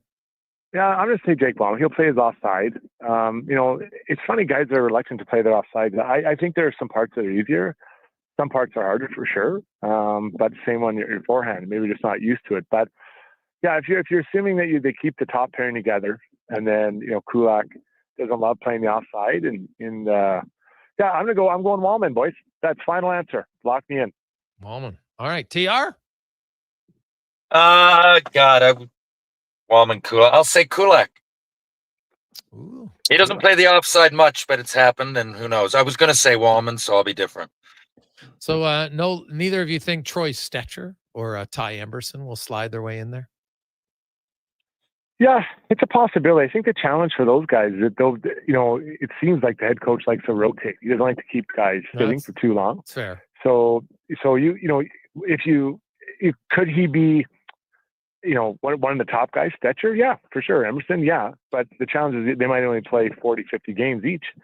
Unless there's some injuries, because the other five guys are all playing. That's the challenge for those guys. Going into camp, where you're at, right? You're at, those five guys are all playing. So you're going to best get 50% of the games if nothing else changes as far as injuries and or any kind of movement of trades. Struddy, I know that usually you're pretty hesitant to get too excited about rookies, which I think is good. It's a tough league. Do you think both Savoy and Howard are going to make the team out of training camp? I don't think but no, I don't think they will. I think it's more likely Savoy than Ike Howard, but we'll know in preseason. Do they get legitimate chances to play in spots where they should be played? Right? Ike Howard playing on the fourth line, to me, doesn't make sense. If you're going to play him, he's got to play at least in the top three lines. Same with Matt Savoy. Put the players where they have a chance of being the best version of themselves and helping the team. So if it looks like early on it's Mangiapane and Podkolzin and Leon, okay, that closes off an opportunity for these guys, right? If Nugent Hopkins on the wing, that closes off another opportunity, because that probably means they're putting the band back together with Connor and Zach, and although Zach might be out or he might not start on time, so that may be an opportunity. Yeah. So I think it's unlikely, and that's not a bad thing, right? I don't think that the goal is to try to get them in there and playing so they feel good about themselves and contribute as the year goes on. It doesn't matter where you start, it's where you finish as you get towards February, March, and April. Yeah. No, that's totally fair. But I will say this about it does matter where you finish, sure. But if there's one thing the Oilers can improve on, it would be giving themselves home ice advantage in the playoffs. Yeah. Well, I should say, when I'm saying it doesn't matter where they finish, I mean, as far as the young, it doesn't matter where they start, where they finish, about the development of a younger player. I put that as separate to what the team's doing, getting wins and things like that. And I agree with you. I think home ice would be a great thing. But I think for this group, these two young players, they need to get minutes. It has to be north of 10 minutes for sure. And you have to live with some mistakes. And that's not just the coach who has to live with mistakes. That's a veteran centerman, right? There be turnovers by young players, bad plays or missed finished. you have to live with that. If you're Leon, Connor, Nuge, or I guess Trent Frederick might be another center in those top 3 lines. So they have to be patient. And that's a conversation you have to have with your leaders if you're Knobloch. TR? Struds. So this was brought to my attention recently, and I didn't realize that there was no fitness testing. I thought maybe it was changed, but can you believe that this passed? And would your approach have been any different if you knew there was no fitness testing? Because in our day, it soaked up a lot of my mental stress going into camp. I'm not saying I didn't work hard. I just can't believe that they pulled it off. Yeah. So what so I believe this is the last year, Greg, right? The last year of fitness testing, I believe, is this year. I'm not even sure there's fitness testing this year. I have to double check. Okay, because the new collective agreement starts next year. Well, so, no, I mean, but sorry, like they've announced, like there's lots, like the salary cap's coming in this year in the playoffs, the double retention's coming in this year in the playoffs. So we're gonna have, because I actually got a thing. I'm just checking on my phone right now as we're speaking, because I got a note about dates and what's to watch for. Vets report, and then there's 2 practices the next day. Now, I guess when vets report, that means they could do testing. I think Struds, well, like I'm assuming they'll probably still do the eye test, which means some guys will get stressed out like you did. But I think they'll do those tests. But I don't think, even this year, I'm not sure they'll do the Wingate or those tests. No. Like, I think some teams could say, "What's the point?" No, because you're not carrying on. So that's fair. So let's assume they're not, or let's say it's optional. Teams can do whatever they want. And I guess it could have been optional, all this time. To answer your question, TR, yes, I would approach it differently. I think that there was so much time and thought put into VO2 that it wasn't necessarily what I needed. I was in good enough shape to play when I needed, but I need to be more explosive. So I would try to work on my explosiveness and being, more powerful, and that would equate to more speed, hopefully. But then you had to get on the bike and try to work on your VO2 to bring that up, or go for a run. And so it seemed a little bit counterproductive in what we needed, right? Yeah. As I got older, I sacrificed my VO2 to try to add or try to keep speed that I felt I had or I could improve on. No, good point. I was surprised that it happened, but I think the reason, I was so specifically worried about things that, probably could be tested, but didn't really, help me as an athlete specifically. I was curious what you thought of that. Now, who do you think in the Western Conference, if anybody, falls out of the playoffs that was in last year? Well, I guess we have to figure out who would push in. As well. Like Calgary, I mean, are they going to be as good? Maybe not. I think Anaheim will be better, for sure. I think Kings might be better. Vegas, I'm sorry, I think Pietrangelo is a big miss. And even I think Hague was a good player for them too, right? Agreed. So that's a big deal. Those D-men, and I know they got Marner, but I think a lot of their identity when they're at the top, and they still at the top, was that D and the way they played. Now we have to thumbs up to the camera. So I who could fall out? I mean, I don't think the Oilers are. I think it'll be pretty hard in the Pacific Division for anyone new to break in. I guess maybe Vancouver might think that they'll have a better year and try to keep pushing up. But yeah, it's just not a Pacific Division. I have a hard time envisioning anyone really falling out. Starty, what do you make of? Because they'd have to knock out maybe the 5th place team in the Central, right? Most I don't know if LA, Edmonton, or Vegas are going to drop out. Although recent history suggests that in each of the last 3 years, there's been at least 3 teams who had 100 points the previous year who then missed the playoffs. Right? Like, look at last year, Vancouver, Boston, and the Rangers. They all actually had 109, and every one of them went from 109 to miss the playoffs. So the recent history suggests there will be at least or should be close to 3 teams across the league. And it's hard when you look at those teams and say, okay, well, who do I think that's going to be? Because I've looked at the stat, and I know that, that doesn't guarantee that it's going to happen again. But Toronto, Tampa Bay, Washington, Winnipeg, Dallas, Colorado, Edmonton, LA, Vegas are the 100-point teams. Now, there's also a few, like Carolina was at 99, Florida's at 98, like lots of teams close to it. But when you do that and you have to pick even 2 teams, it kind of gets hard to think which 2 100-pointers could drop out. Yeah, that's pretty tough to think of all those teams. I kind of like what all those teams have done. You know, so how do you pick two out of that group? That's not easy. I mean, I guess it would be. I don't even know where to start. I maybe would Colorado be a team? Maybe you drop off. I don't know. It's hard to envision any of those teams falling out of 100. Well, for sure out of the playoffs, but 100 points maybe. Yeah, for sure.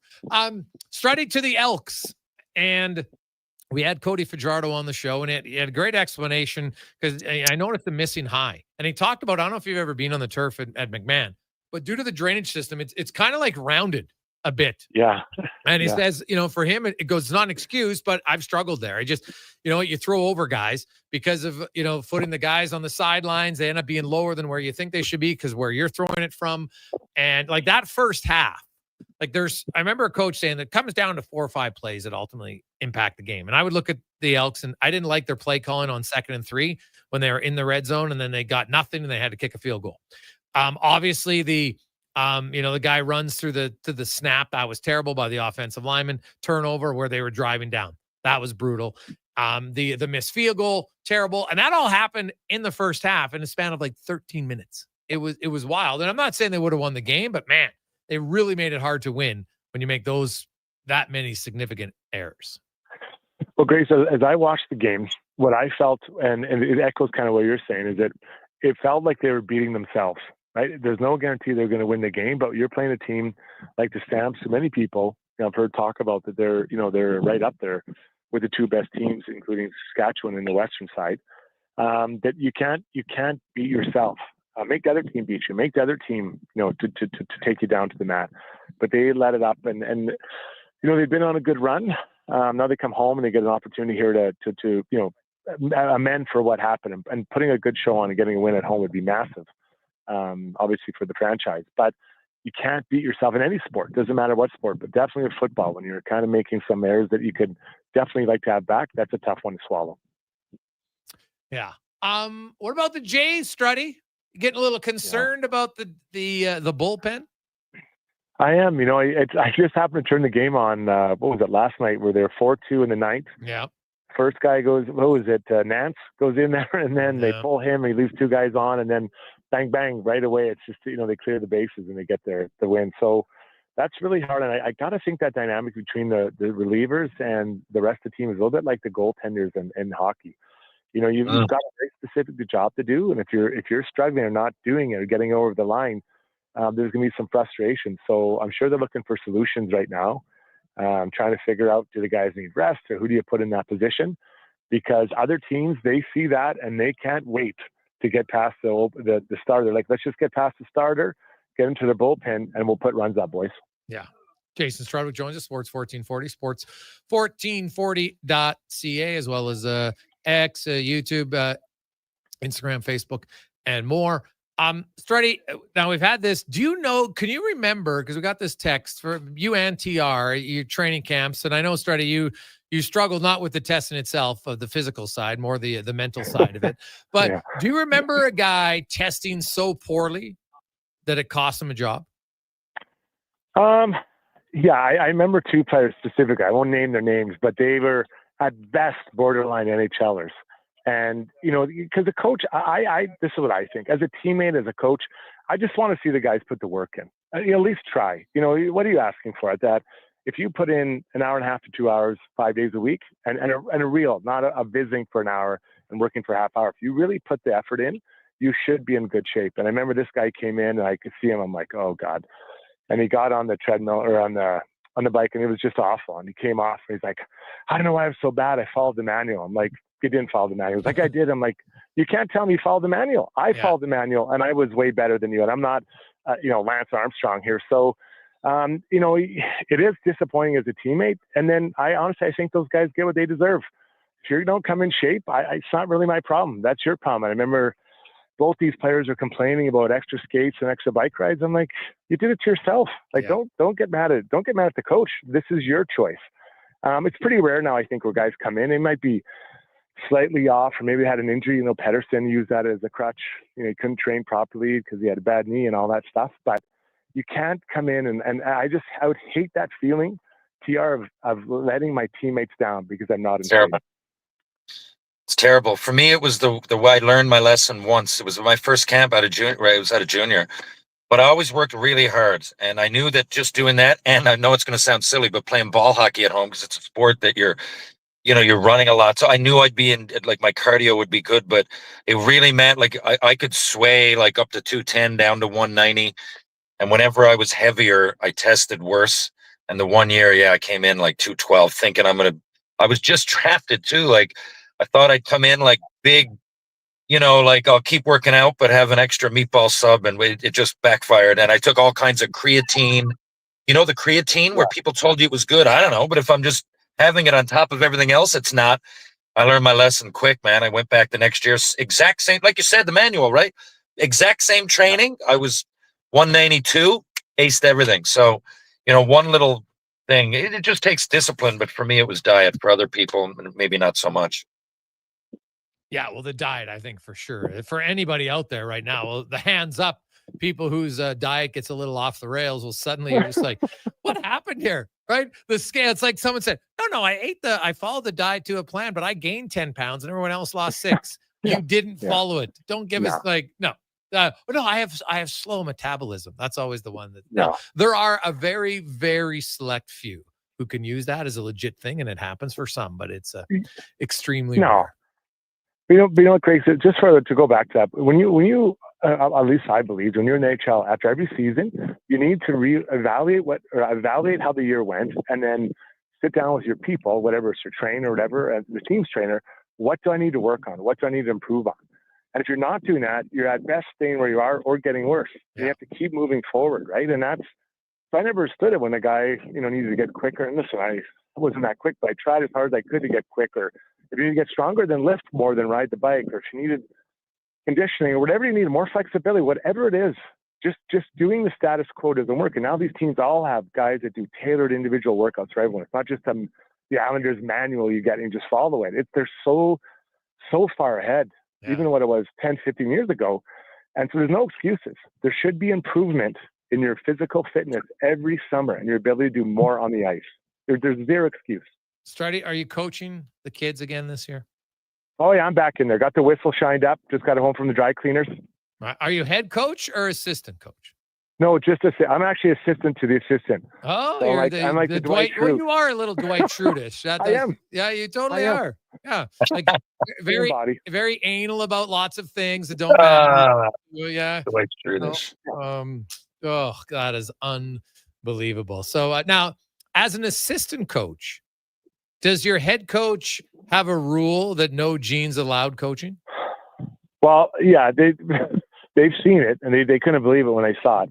And I'll still go on. I mean, the moms, they still like seeing it when I pull the tracksuit off and I got the jeans on walking out. And if whatever, you just try to be your own person, right? Because there's no reason for a coach to sweat. If you're running good practice, why are you sweating? The kids should be sweating, not you. Well, maybe get involved. Show them a few drills. Come on. That's why I have younger assistants. See, the kids can. Well, it's getting closer though. That's the problem. Like, it won't be as fun when I know they can outskate me, but when I play catch the rabbits, I can still catch them, so it's fun.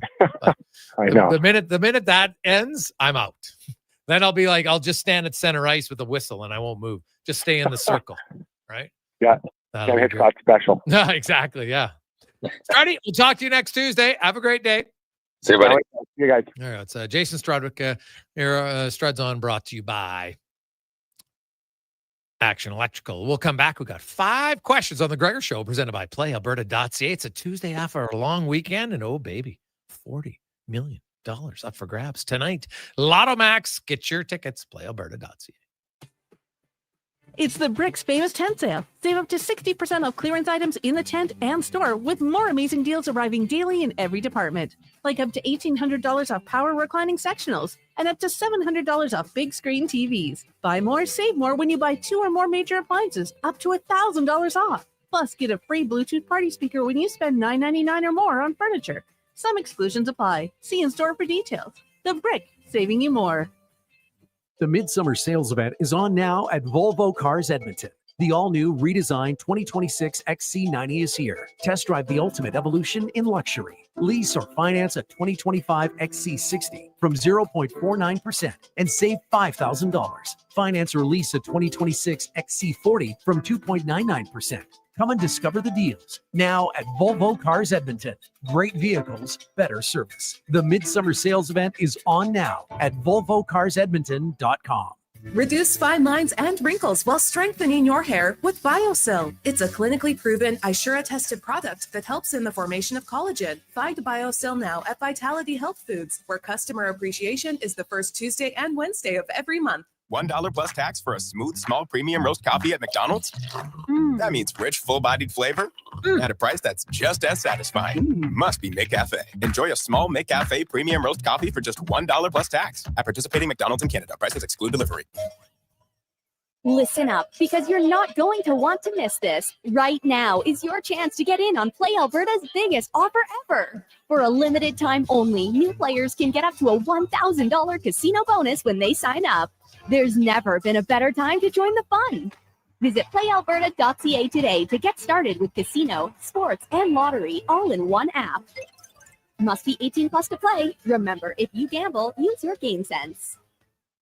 Diablo Boots sells only Canadian-made work and biker boots made by Canada West. No American or boots made in China, so no tariffs. All of Diablo's boots have replaceable soles and heels for longer life. Sizes 6 to 14 Triple E. Buy quality, buy Canadian. And support Canada West and Diablo, the two best names in the boot business. So save on boots by Save On Foods. That's Diablo Boots, 3340 Gateway Boulevard on the east side of Save On Foods. Buy Canadian. They're terrific.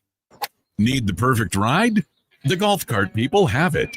They offer a wide selection of new and used models from top brands like Club Car, Yamaha, and E-Z-Go. Whether it's a lifted cart for adventure or a sleek ride for the course, they'll find your match. Customize with accessories or choose a ready-to-go option. Trusted by Albertans since 1997 for quality. Visit golfcartpeople.com to find your cart and hit the road or fairway your way. Is your company drowning in paperwork and administrative tasks? Do you need more data to make better decisions? Nectar.io is your company's all-in-one solution for fleet and materials management, safety, time cards, and GIS-based project management. Now is the time to capture and transform field, site, and shop data into boardroom-level business intelligence, all with one login. Visit Nectar.io to book a demo today. Nectar.io, your business made better.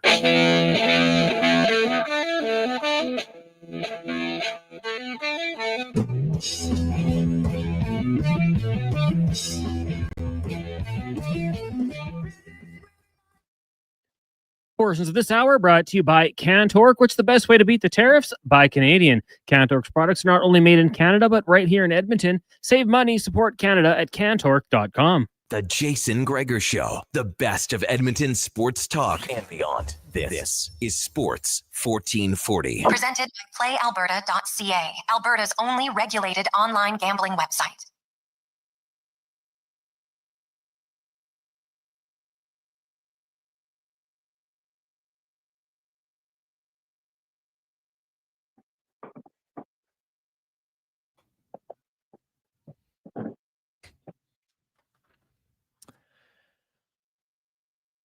Rolling through a lovely, busy Tuesday. How are you? Welcome back. After a few weeks off, still just trying to get skates on it now. It's like preseason. It's like a preseason game here, getting things going. Haven't had too many screw-ups. Con and Declan keeping things on the rails, so that's good. Jason Gregor alongside Terry Ryan. George Springer with another leadoff home run. And the Jays are saying, you know what? Let's just try to score as many runs as we can and not worry about the bullpen, because they are up early.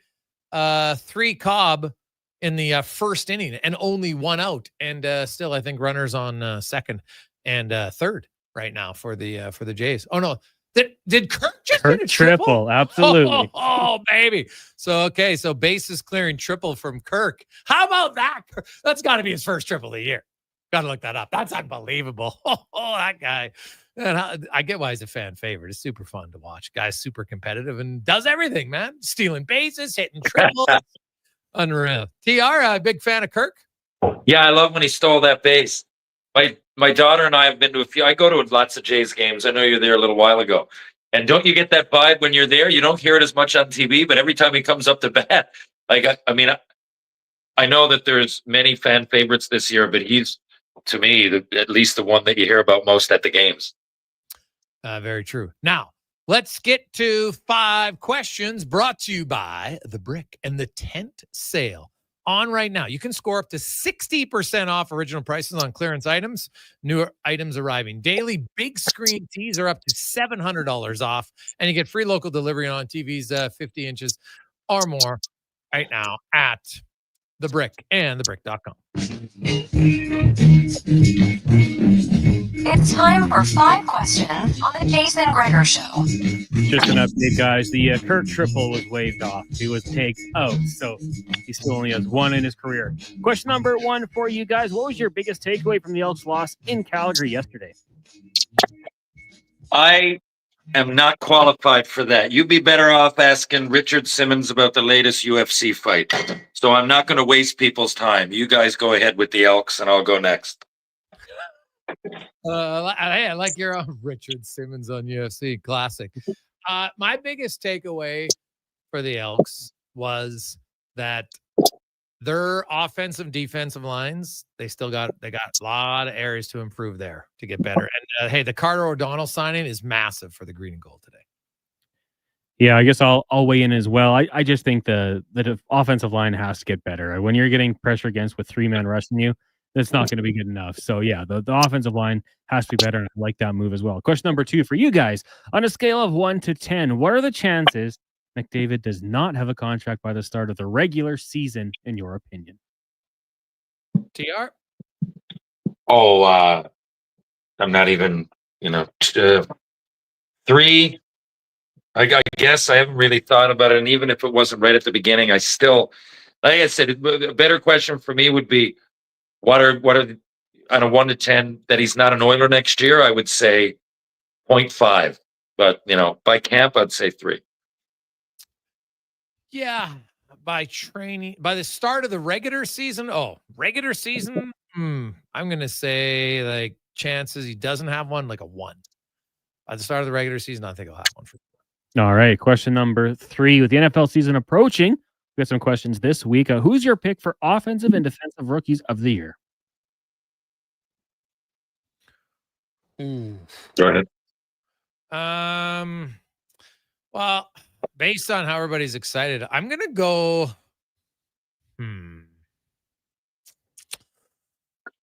I'll go with Ted McMillan for offensive rookie of the year, and then defensive rookie of the year. How about I'll go Michael Williams, or is it Michael with the MY or Mikkel? Either way, out of Georgia, the defensive end. So I'll go with it. Guys, I have a question. So like I said, I gather as much information as I can, and I even have the video game, and I play with each player to try to, to figure out football's nuances. Okay. Yeah. I know enough about it, but so this, I'm going. Well, a lot of people are saying Ashton Gianti. Is that how you say that? Went 6th overall. Yeah. Okay. Yeah. Sure. So if he just went 6th overall, I see it now.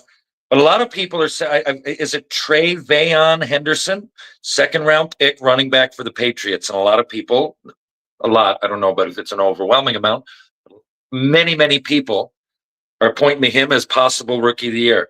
So if the draft just happened, how did he go so late in the 2nd round? If right now there has been no games played, was his camp so unbelievable, or is there something I'm missing with the football logistics? It's a great question. I think it comes down to position, right? A lot of teams will take a quarterback, and not a lot of quarterbacks are going to be starting. Okay. Yeah. Fair enough. Question number 4. Since we are now streaming on YouTube from 7 a.m. to 6 p.m., I want to ask you guys, what is your favorite YouTube video of all time? Oh, Smashing Grapes. For sure. Have you seen that one, Cons? The newscaster, she's on, Terry, she's on there, and she's like, do. She smashes the grapes and then fall. Oh, my God. And then she's barking like a seal because she lost all the air. Oh, die. Anytime if I'm in a bad mood, I'll show that one. So I'll go with the Stomping Grapes. YouTube videos. The only thing I use my TV for, cable TV, is to watch Oilers games.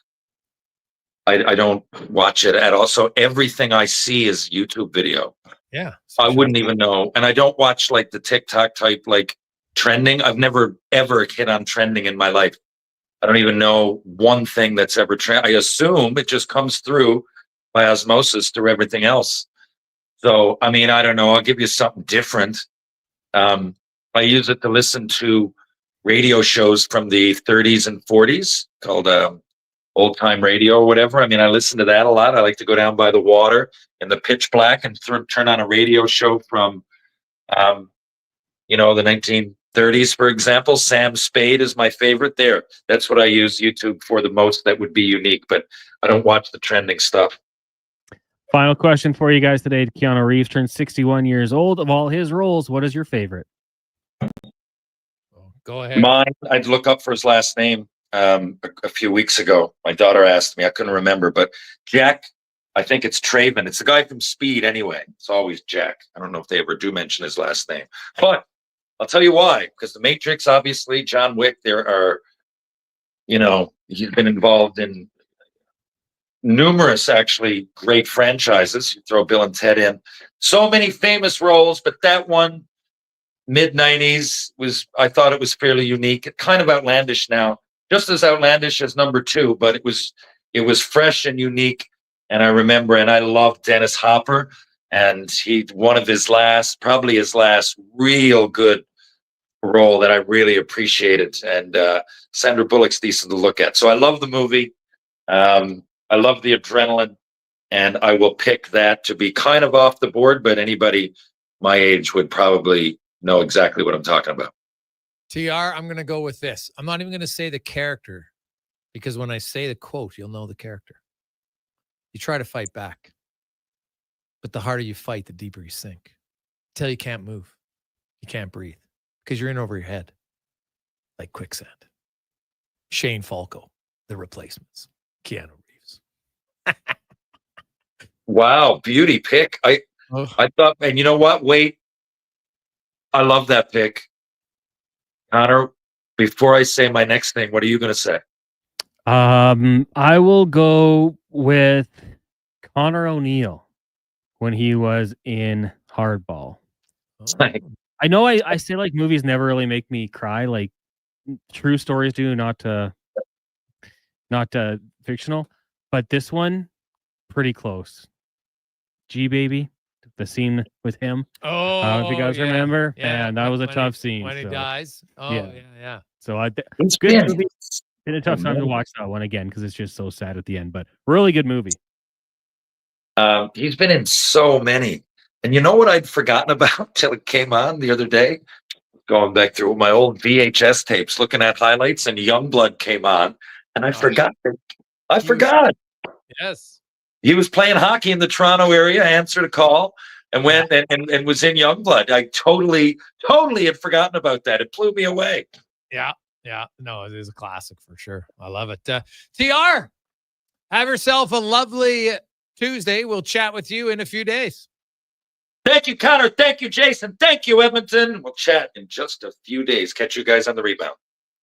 Yeah, that's Terry Ryan joins us Tuesday and Thursdays. Let's get to the con man and a sports 1440 update brought to you by Northgate, Chevrolet, Buick, and GMC. In September, Northgate is helping feed families. For every truck sold, they'll feed a family of 4. Farmers and small business owners get preferred rates in September. Northgate, this truck's for you.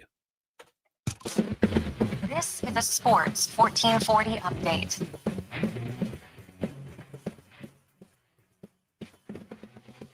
The Edmonton Elks have agreed to terms with national offensive lineman Carter O'Donnell, who spent the last 5 seasons in the NFL with the Colts and the Cardinals. Edmonton acquired O'Donnell back in 2022, trading the first overall pick for his rights and a 4th overall pick.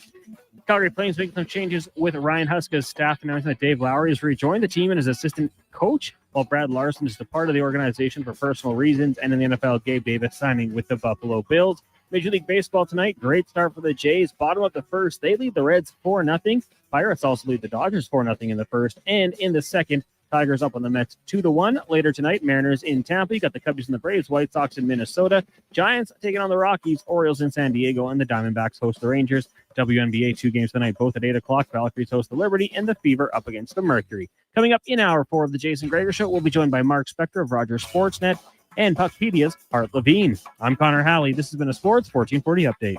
Sports 1440 in West Edmonton Mall and Wetaskiwin. CKJR is a Stingray radio station. Download the free radio player app and listen wherever you go.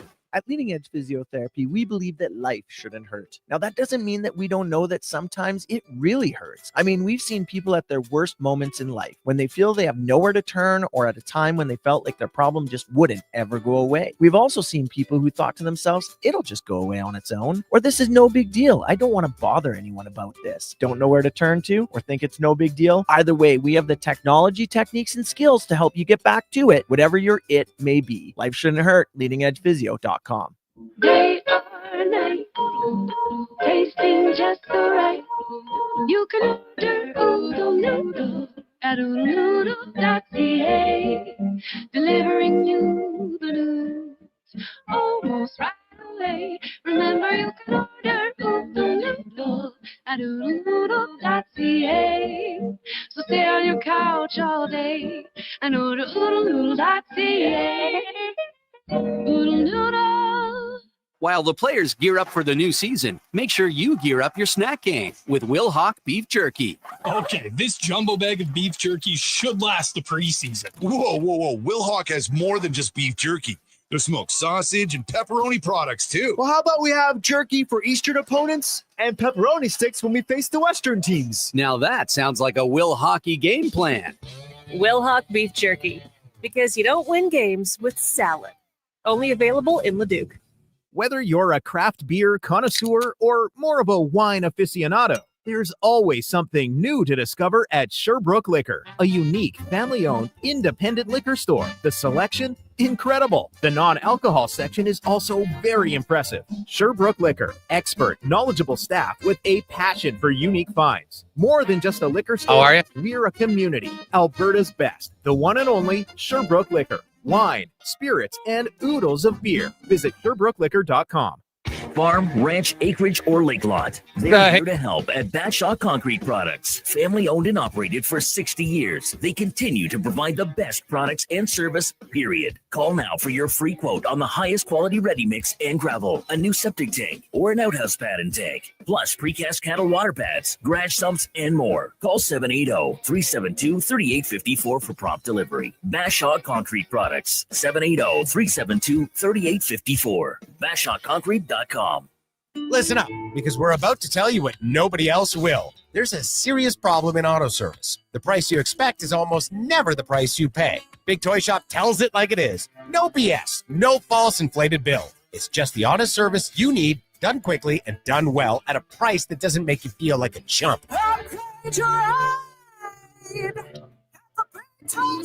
Take your ride to Big Toy Shop, 8315 Argyle Road. Call 780-298-2797. I'm a little hungry. I've got Booster Balls from Booster Juice. Booster what now? Booster Balls. They're little protein bites packed with nutrients. Chewy, crunchy, yummy, and new flavors all the time. Like this little guy. The new mint chocolate Booster Ball. Peppermint, cocoa, coconut, peanut butter, maple syrup, all rolled up into a delightful little bite-sized snack. Why am I just hearing about this now? I don't know. Can I have one? No. Booster Juice, Canadian born, blending since 1999.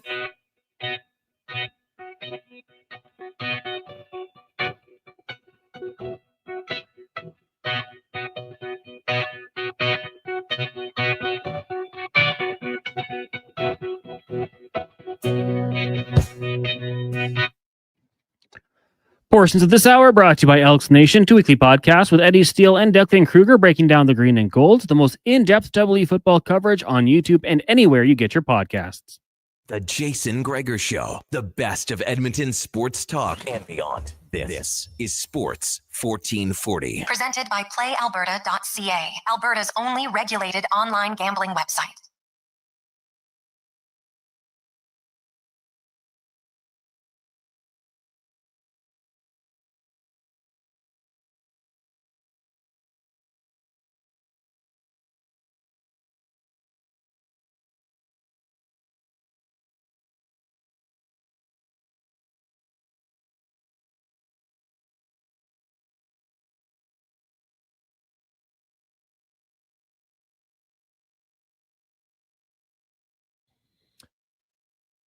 Just after 5 o'clock. Sports 1440, sports1440.ca, Oilers Nation, YouTube, Facebook, X, and Instagram. How you doing? Thanks for listening. Thanks for watching. Very much appreciate you being part of the show as we return. It's always presented by PlayAlberta.ca. This is the start of year 3 for us. And PlayAlberta.ca has been the title sponsor of our show since we started on Sports 1440. Actually, was longer previous station as well. So happy to have them back on. We got some new sponsors just in time for the new year and lots of other consistent ones as well. I'll mention all them over the next few weeks. So without them and without you, doesn't really work. So thank you very much. Jason Gregor, Connor Halley. You can text us 833-401-1440, 833-401-1440. Just would clarify because we had a few texts. Connor McDavid has not signed a contract extension yet. It's just another erroneous report, but that is incorrect. So just let you know. Is he going to sign a contract extension? Yes. As I wrote in my article today, it's going to vary from educated guesses to complete lies, unfortunately. And so I think for Oilers fans, always look at who's reporting it, and that's probably the best way. But there is not an official contract from Connor McDavid. Do I think they'll see one before training camp? I still do. Doesn't mean it's 100%, but I've said that all along. And knowing McDavid and the Oilers, McDavid's camp, basically when he's ready to sit down, they'll do it. The conversation, it's not going to be that difficult. We all know that. And kind of, it's all, not that it's like, here's a piece of paper, fill it out, but it's kind of what it is in the case of Connor McDavid. Rich Winters told us, and now he's had some other really good clients, but Rich has always said the best players, those contracts are pretty easy for an agent to get done. There's not a lot of negotiating. Both sides come in, you kind of, hey, was this good? Good? Yeah. Okay. Away we go. Let's get to the spec report brought to you by GS Construction, your underground infrastructure specialists. Whether it's running water or the free way to get you home, they help it out. GS Construction. They also signed on again for another year. Big thanks to Turan and everybody. Have them back on. We love the sport. As Mark Spector from Rogers Sportsnet joins us. Spec, how you doing? Doing great. Jay, what's going on, man? Well, Spec, I want to start with an area that I know you have a lot of expertise in. Oh, boy. Okay? Something, I know that's a short list, but this is something that I know you know very well, very intimately. Uh-huh. How to get rocked coming out of the bullpen. And right now the Jays are unbelievable at it. Yeah, I know that. What do you see, or what concerns you most about their bullpen right now? Well, first of all, the walks. Like walking guys, to me, that's the, it's the oldest story in sports. Control what you can control. There's two reasons a pitcher walks a batter. One is he's scared. His stuff's not good enough, and he's scared to challenge him, so he's nibbling, and he's missing. So that's one. The other is you just can't throw a strike. And if you're a big league pitcher coming out of the bullpen, the walks happen. I get it, especially for a starter. But when you're coming out of the bullpen with men on in important situations, the walks kill. So that's the first thing. Walks are death for relievers. And now you have to start getting a little more specific. Which guys having which problem? Little's got this unbelievable curveball that this lefty throws, but he's got zero control. And the stats say that guys aren't swinging at it anymore because they know it never ends up in the strike zone. So now he's got to start throwing it for strikes. And guess what, Jay? It's not as good a pitch when it ends in the strike zone as when it ends in the dirt. So that little is there's a pitcher there, but he's got to figure it out or he's not going to help down the stretch here. Yeah. When you look at the Jays, and it's funny, like they scored 4 runs again to start the first inning, and now they're already in trouble. And they got the guys up in the bullpen already. Like Barrios is struggling. Like, my God, their staff across the board right now is just not giving him a ton of confidence. And eventually, Spec, it just becomes a fatigue factor with the arms. Well, I mean, what happens when your bullpen's no good is you stick with your starter too long. For one, you tend to do that. Now, I think I'll take you to task a little bit. Their pitching staff, their starting staff's been pretty good. there haven't been many bad starts here, right? No, the starters have been good, but Barrios Yeah. hasn't been good for Barrios has been the 1 weak link. So, you know, we are getting closer to a time when John Schneider, the manager, might have to start to get a little bit innovative here. He may have to take a starter and make him a reliever. He may have to swap some roles around in there. You know, if he doesn't, like, you can't just go in. This has to change down the stretch. They're still a good team. They're still winning most of their games. I get it. There's a Hoffman problem here too. And I don't know what you do about that, because you don't have another guy who's Hoffman. He's the guy. That's his job. He's got the tools. If he can't do it, now we go to closer by committee, which is just another language way of saying we don't have a closer, so we're just going to toss out whoever. And that doesn't work. No. So they're in a little bit of trouble here. They need some people to step up. They need a couple relievers, a couple guys to get control and be counted on, whether it's Rodriguez, whether Hoffman reemerges, whether Lauer ends up being in there a little bit. I'm not sure, but someone's got to take the bull by the horns. Right now, they just don't have anyone they can hang their hat on here. And that's, you know, what do you do in the 7th? Like, who are you going to in the 7th, Jay, when you're the pitching coach for the Blue Jays right now? Yeah, it's pretty difficult for sure. Back the Elks, we had Cody Fajardo on. I thought he was fantastic. I just said, hey, man, quarterback's job is to make guys better. I don't think I did that. You know, he didn't like. He also gave a really good explanation about he's struggling in Calgary. And you being at that stadium, Spec, right? Like, you stand in the middle of the field, and the sidelines, because of how the curvature is, it's not flat. Like, it's quite a bit lower. And you know, you saw it, like, he overthrew receivers over their head, which we haven't really seen all year long. And he had a really good explanation. He goes, not an excuse. He goes, I got to be better. I should know it, but I've struggled there. And it just, you know what? You get frustrated with it, and you're It's interesting. It is interesting. And but I also remember the old Houston Stadium, the same thing, right? Like, I saw lots of guys in the NFL that used to have the same issue with it. And it was like a significant difference. And so you'd see a lot of guys kind of forget and end up overthrowing guys early on, because you think, okay, I got to throw the dart here. But when you're in the middle of the field, by the time it gets to the guy, you're throwing it on a dart. Well, that guy's dropped, you know, quite a bit, and you end up overthrowing him. So it's interesting. Yeah, it is interesting. And their O-line and D-line still not up to par, but they get Carter O'Donnell today. Spent the last few years in the NFL. He's from Red Deer, played at the University of Alberta Golden Bears. Like, really good guy. Kind of got injured a bit, and sometimes then you're out of sight, out of mind, and that happens in the NFL for sure. They recycle players more than anybody, but this is a huge get for the green and gold. Now, I don't know how much he's going to play, but I mean, told he'll be on the roster on Saturday.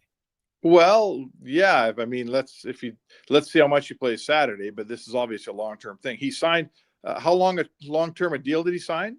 I think it's 3, but I got to double check. Yeah, I thought it was 3 years. So I think that's got to be about the max in the CFL, isn't it? Does anyone sign for more than 3 years in the CFL? You never see it. Yeah, that's anyhow, listen, I thought he looked a little undersized for an NFL offensive lineman, but he's a big stud in the Canadian game. And listen, you know, to me, I know as much about football as the average. 6'5", 305, dude. He's pretty 6'5", big. yeah. The guys, I guess. I mean, 6'5" is not that tall on an offensive line in the United States, but okay, I take it back. He's obviously huge. Up here, he's going to be a massive stud.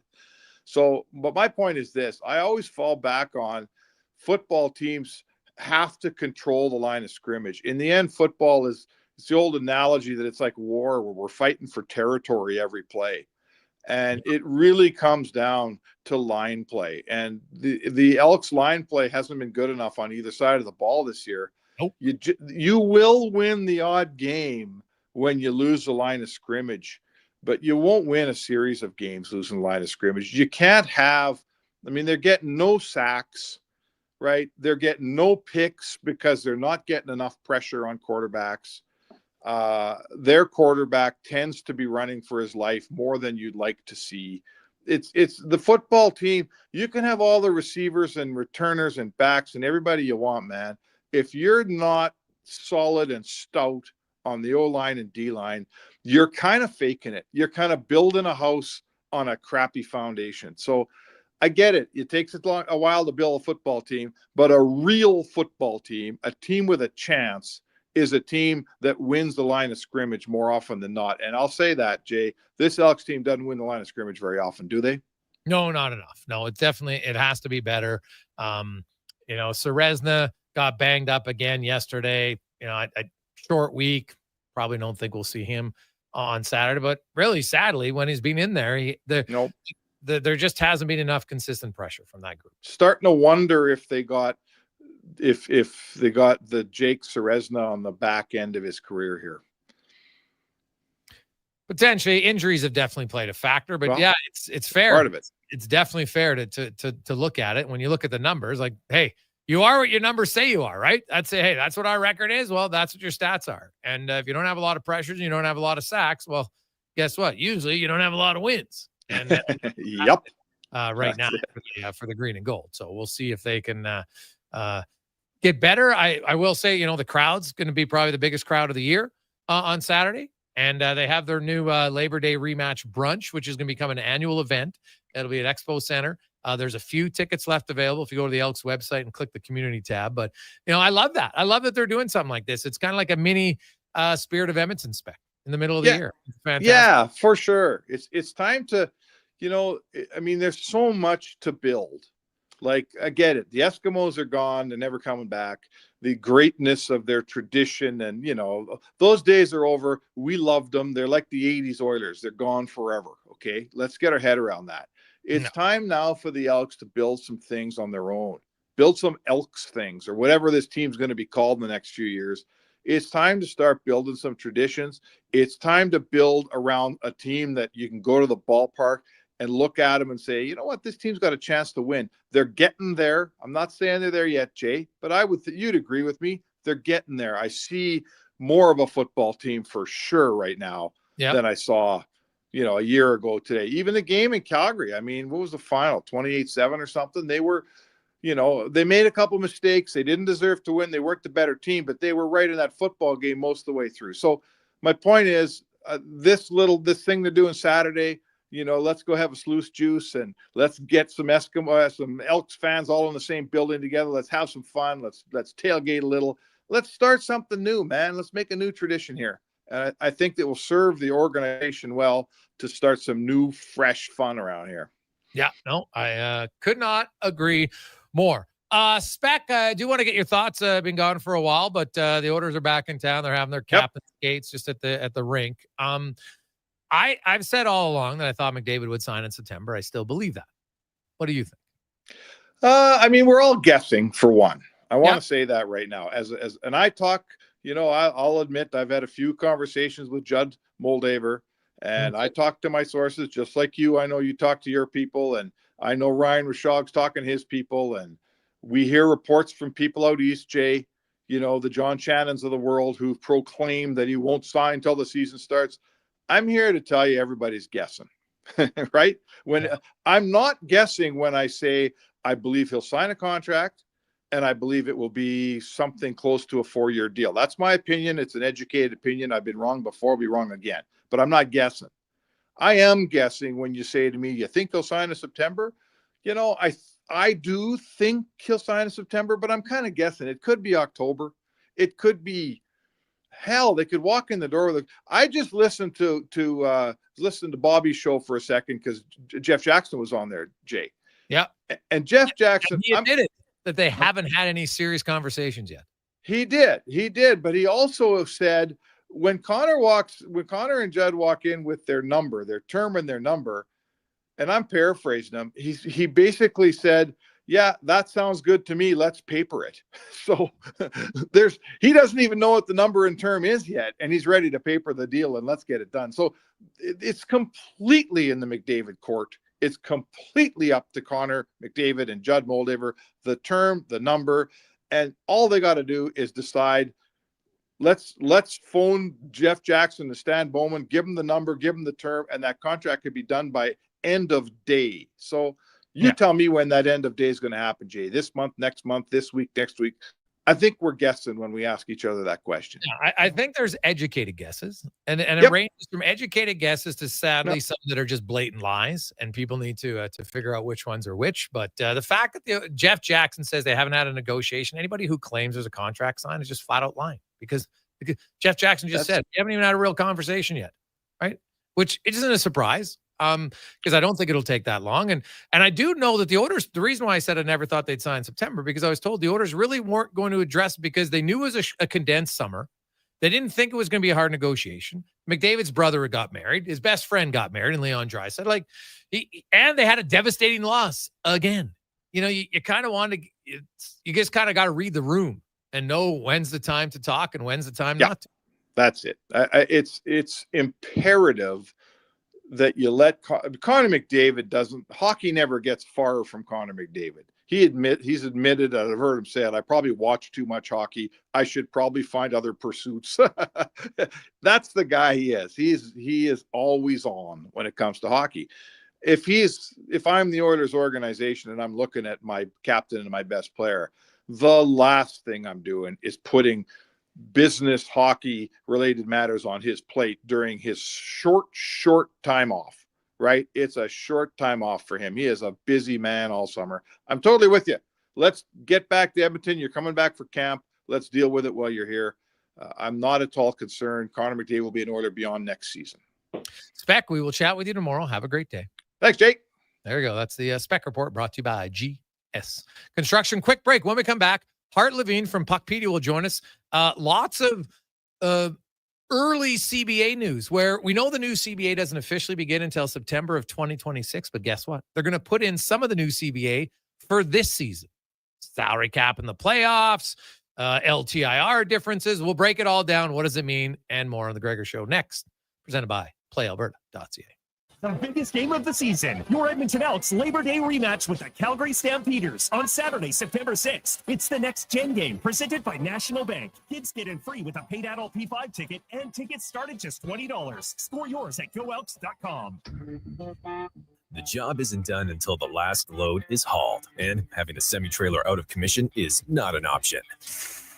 Whether replacing or adding to your convoy, Edmonton Trailer has a huge inventory of new and used semi-trailers, trusted by the gravel, logging, oil field, fluids, and freight industries. Find a trailer right for you online or at one of their 3 locations. For sales, service, parts, rental, and finance, when you're in it for the long haul, Edmonton Trailer. It's the Bricks famous tent sale. Save up to 60% off clearance items in the tent and store, with more amazing deals arriving daily in every department, like up to $1,800 off power reclining sectionals and up to $700 off big screen TVs. Buy more, save more when you buy 2 or more major appliances, up to $1,000 off. Plus, get a free Bluetooth party speaker when you spend $9.99 or more on furniture. Some exclusions apply. See in store for details. The Brick, saving you more.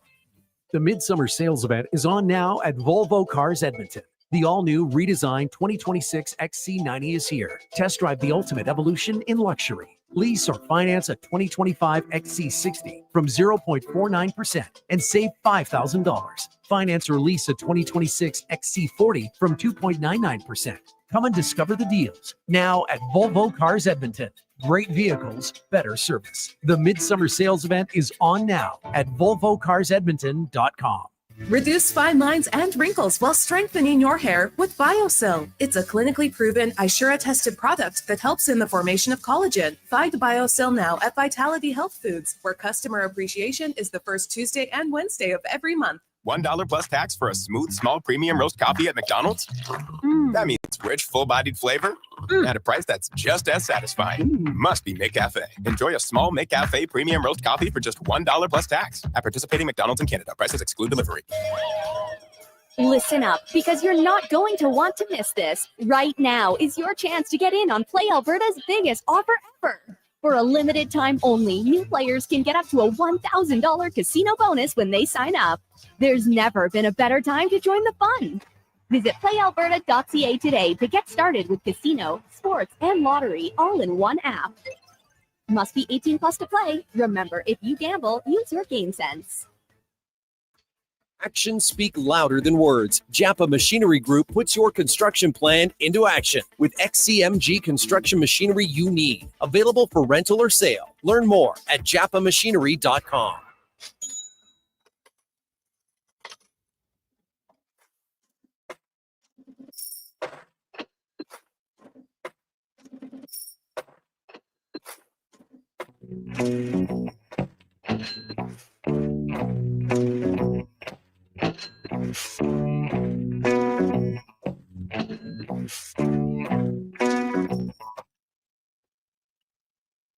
portions of this hour brought to you by Northwest Crane, available for all your lifting and equipment needs, specializing in selling and servicing cranes. Get lifting at northwestcrane.com. The Jason Gregor Show, the best of Edmonton sports talk and beyond. This is Sports 1440. Presented by PlayAlberta.ca, Alberta's only regulated online gambling website.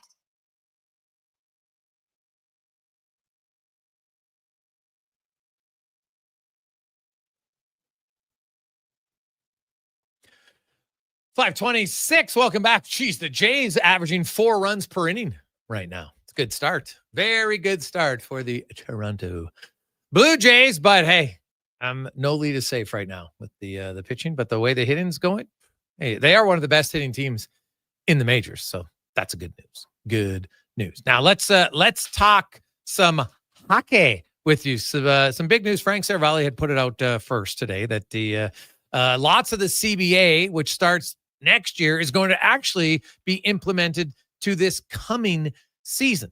So to touch on all of that, we are joined by Hart Levine from Puckpedia to break down all the minutia of this. Hart, my man, welcome back to the show. How you doing? I'm doing great. Thanks for having me. Yeah, I appreciate it. So I guess let's start with the of all the things that are put in, I guess, why don't you list them off? All of the ones that are going to be implemented this coming season. Well, the two big ones, or a few big ones, are the changes to LTIR during the regular season, meaning you no longer get up to the player's cap hit if they're injured. If they're expected to come back at some point, you only get up to the league average, which is going to be just under $4 million this year. So let's say the Panthers with Matthew Tkachuk, they don't get his full cap hit as relief while he's on LTR. They just get $3.8 million. Whereas a player like Carey Price, though, who's definitely out all season, they would get still his full cap hit as relief. So that LTIR change is going into effect. The playoff cap, which is a new thing, is actually going into effect this year as well. And we can get into how that works. No more deferred compensation deals starting October 7th. So you can still sign one, I guess, technically today, but by the first day of the season, no more deferred compensation deals. The restriction on double retention goes into effect this season. So there has to be 75 league days between a first retention on a player and a second retention. So that means if a player is going to get retained twice by the trade deadline, the first trade has to be done like by Christmas, because you would still need 75 days by the deadline. So I think we'll see. I'd be surprised if we see another double retention again, in the NHL. The last couple that are going into place now, the restriction on paper loans. So a player has to actually play a game in the AHL before they can come back up. And a couple one smaller one, or how many recalls allowed after the trade deadline. They can do one more. And then the one that is not for sure, but is something they're trying to do, is allowing a team to have a 19-year-old in the AHL. That requires the CHL to agree to that, and that hasn't happened yet. But in the memo that went out today, they basically, the league and the PA agreed to try to push the CHL to allow that this season. And they're supposed to be negotiating that next week. So that one is up in the air, but they're going to try and make that change. So that's a lot that is going to be going to affect this season, when up until this morning, most people would have expected all of these to start next season. Now, the one thing you mentioned, that the player, if sent to the minors, has to play a game, except if it's the paper transaction on the deadline. Is that right? There's still some uncertainty about that. There's some people with teams that think that's the case. So you're talking about how on the deadline, players get sent to the minors on paper because that would allow them to play in the playoffs in the AHL. You have to be on the roster. The way that it's written in the MOU, it seems like that would not be allowed, because they would have to actually play one game before they come up.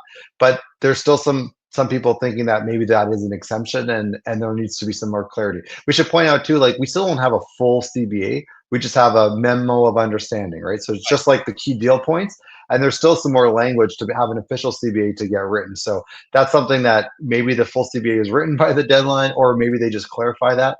But as of the way it's technically written, it seems like no, on deadline day, they would actually have to play a game in the minors before they could come up. Yeah, which would seem kind of odd, because I know the reason for that rule and why you do it, but I guess there's a few odd things, right? So the LTIR, in your why do you think they were pushing for that? Is it just a way to limit a team getting massive savings if a player's coming back, for 4 months or something like that? Is that the purpose of this? Were they questioning the validity of injuries? Yeah, I think you kind of look at them together, the reduction in the benefit of the LTIR in the season and then adding a playoff cap. I think those are both going after the teams that had players out during the season and then they came back to start the playoffs. And while those were always technically allowed, there's something that didn't feel right about it or didn't smell right. And then, it didn't help with Kucherov with his t-shirt and really kind of making a big deal out of it. And we've seen that. We saw Florida this last year, being able to do that as well. So I think both of those are trying to get at that. In my opinion, though, they picked like two solutions to solve one problem, and they probably could have done with one or the other.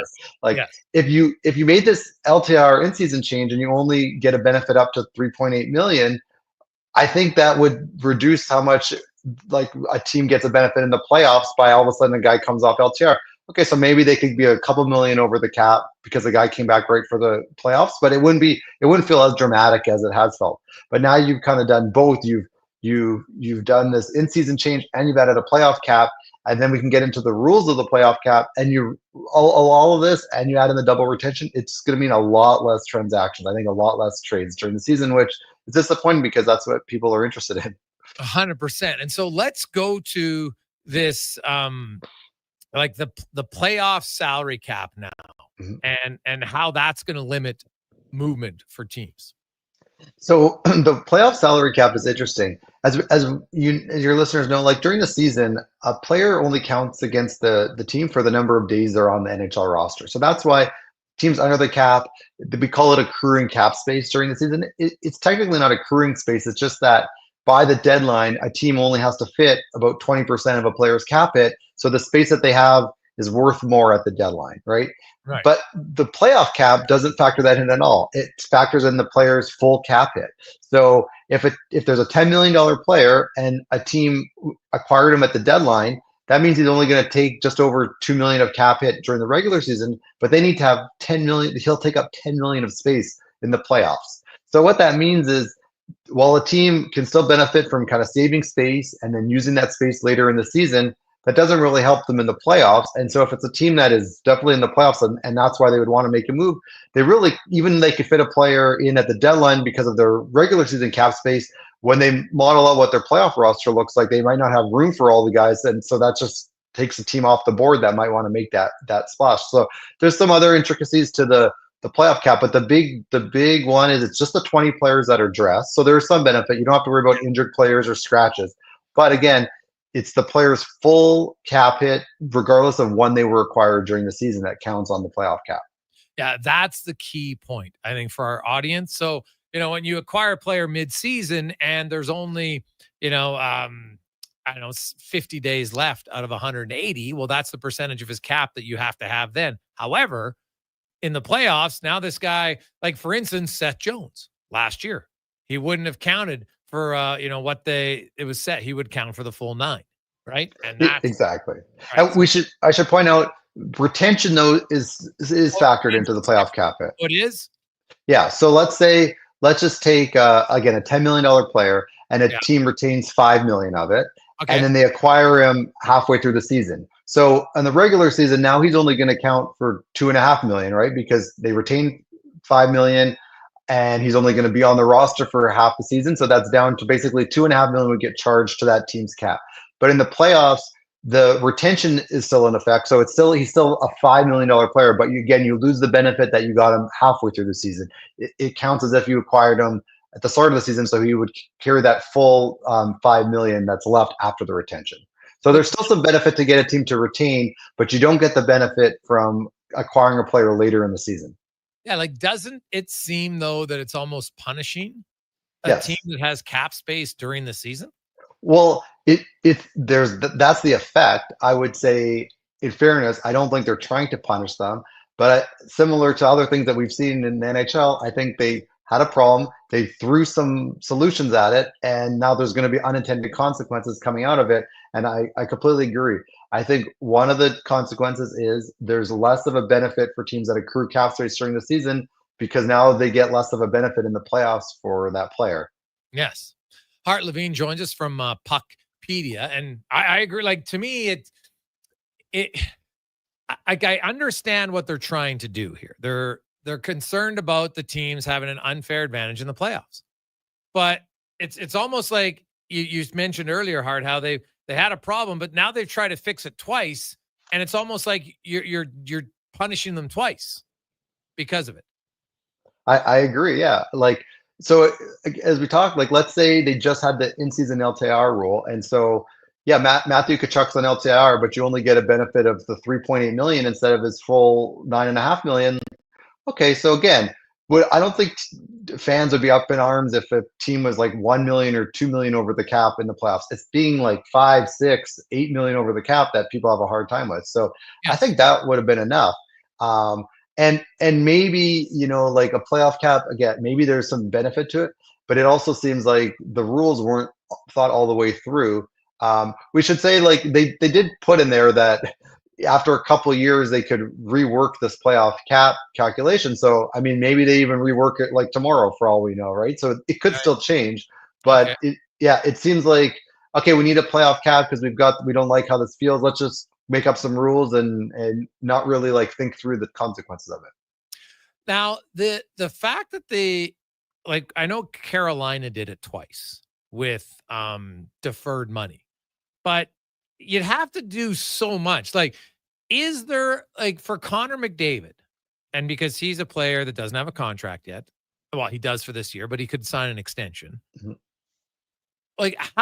Is there a real benefit of deferred money for the Oilers? Like, because I look at the Seth Jarvis and also Slavin, like the cap hit was like $400,000, that it, like, not really significant enough to make a difference. If McDavid's at 17 million, for argument's sake, and you defer, like, how much could it be to where it's an actual benefit? I agree. I don't think it provides that much benefit. I think Tavares is one with Toronto where there was more of a benefit, but the way that the calculation works is basically like however much benefit you get, that's what's gonna like reduce the cap hit. But then the player's thinking, well, if I'm gonna defer this money, like I need to get paid extra for that. So you kind of get to like the same point. Yes.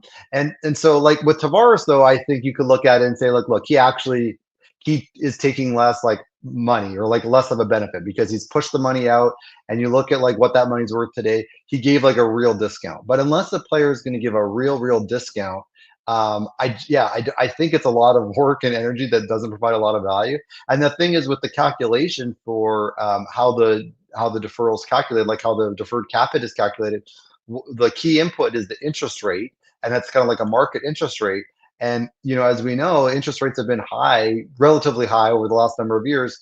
At some point, we would expect interest rates to go down, and then the benefit gets even smaller. And I think that's why for many years we never saw any of these deals, because when interest rates are much lower, the impact would be even less. So I think for a lot of reasons, like it wasn't much of a benefit. But I do think that there's teams that do it and they want to kind of show how smart they are, and they're exposing a part of the CBA that people aren't using. But it is like a lot of work to not accomplish a lot, in my opinion. I agree. Hart, great stuff, man. Really appreciate it. Of course, everybody can always see it and at Puckpedia. Read it all there. I know everybody's there when they check out all the salaries, but if you want to learn more about the CBA changes, Hart has an article right up there to clarify it even more. As always, man, we appreciate it. Have an awesome day. Thanks for joining us. Yeah, thanks so much for having me. That is Hart Levine from Puckpedia. We'll take a quick break, and oh my goodness, Serenity Now. People must be freaking out. We'll tell you why next on the Gregor Show, presented by PlayAlberta.ca. Is your company drowning in paperwork and administrative tasks? Do you need more data to make better decisions? Nectar.io is your company's all-in-one solution for fleet and materials management, safety, time cards, and GIS-based project management. Now is the time to capture and transform field, site, and shop data into boardroom-level business intelligence, all with one login. Visit nectar.io to book a demo today. Nectar.io, your business made better. Legacy Heating and Cooling is the #1 air conditioning install company for lovers because it's been a while since you kissed her tender lips or felt his warm embrace because it's too hot for love. But you can rekindle that fire with AC from Legacy with no payments and no interest for 1 year. Your legacy of love will grow stronger because with AC from Legacy, it's never too hot for love. Ah, Hawaii. The warmth of a golden sunset as the waves roll in. The freshness of a waterfall. The lush scent of tropical flowers in the air. You don't need to travel to enjoy all Hawaii has to offer. You just need to order pizza. Bring Hawaii home with the Aloha Trio, available for a limited time at Papa John's. Try our classic Hawaiian, Super Hawaiian, or Hawaiian barbecue chicken for just $19.99 each. Better ingredients, better pizza. Papa John's, proudly locally owned and operated. How's your summer so far? Are you zipping around in your new truck from Wolf GMC Buick? If not, you should be. GMC employee pricing continues through August on our entire 2025 GMC Sierras, including the Sierra HD lineup. But just August. Who knows what September brings? Costco members save an additional $1,200 on our 2025 Buick lineup and all our new GMC Terrain. We're here for a good time, not forever. Buy the new reliable vehicle and treat yourself. Employee pricing, 0% financing at Wolf GMC Buick. Hey, Gary, is that your dad? No, this is Evan, the new sales rep I hired. Oh. First impressions matter, but when hair loss takes over, it can feel like you're not being seen for the maverick you truly are. Hi, I'm Dr. Vance Elliott. At Advanced Hair and Skin Surgery, we know that hair loss is more than just a cosmetic issue. It's personal. Let's discuss all the cutting-edge options available so you can make a great impression every time. Book a free consultation today at drvanceelliott.com.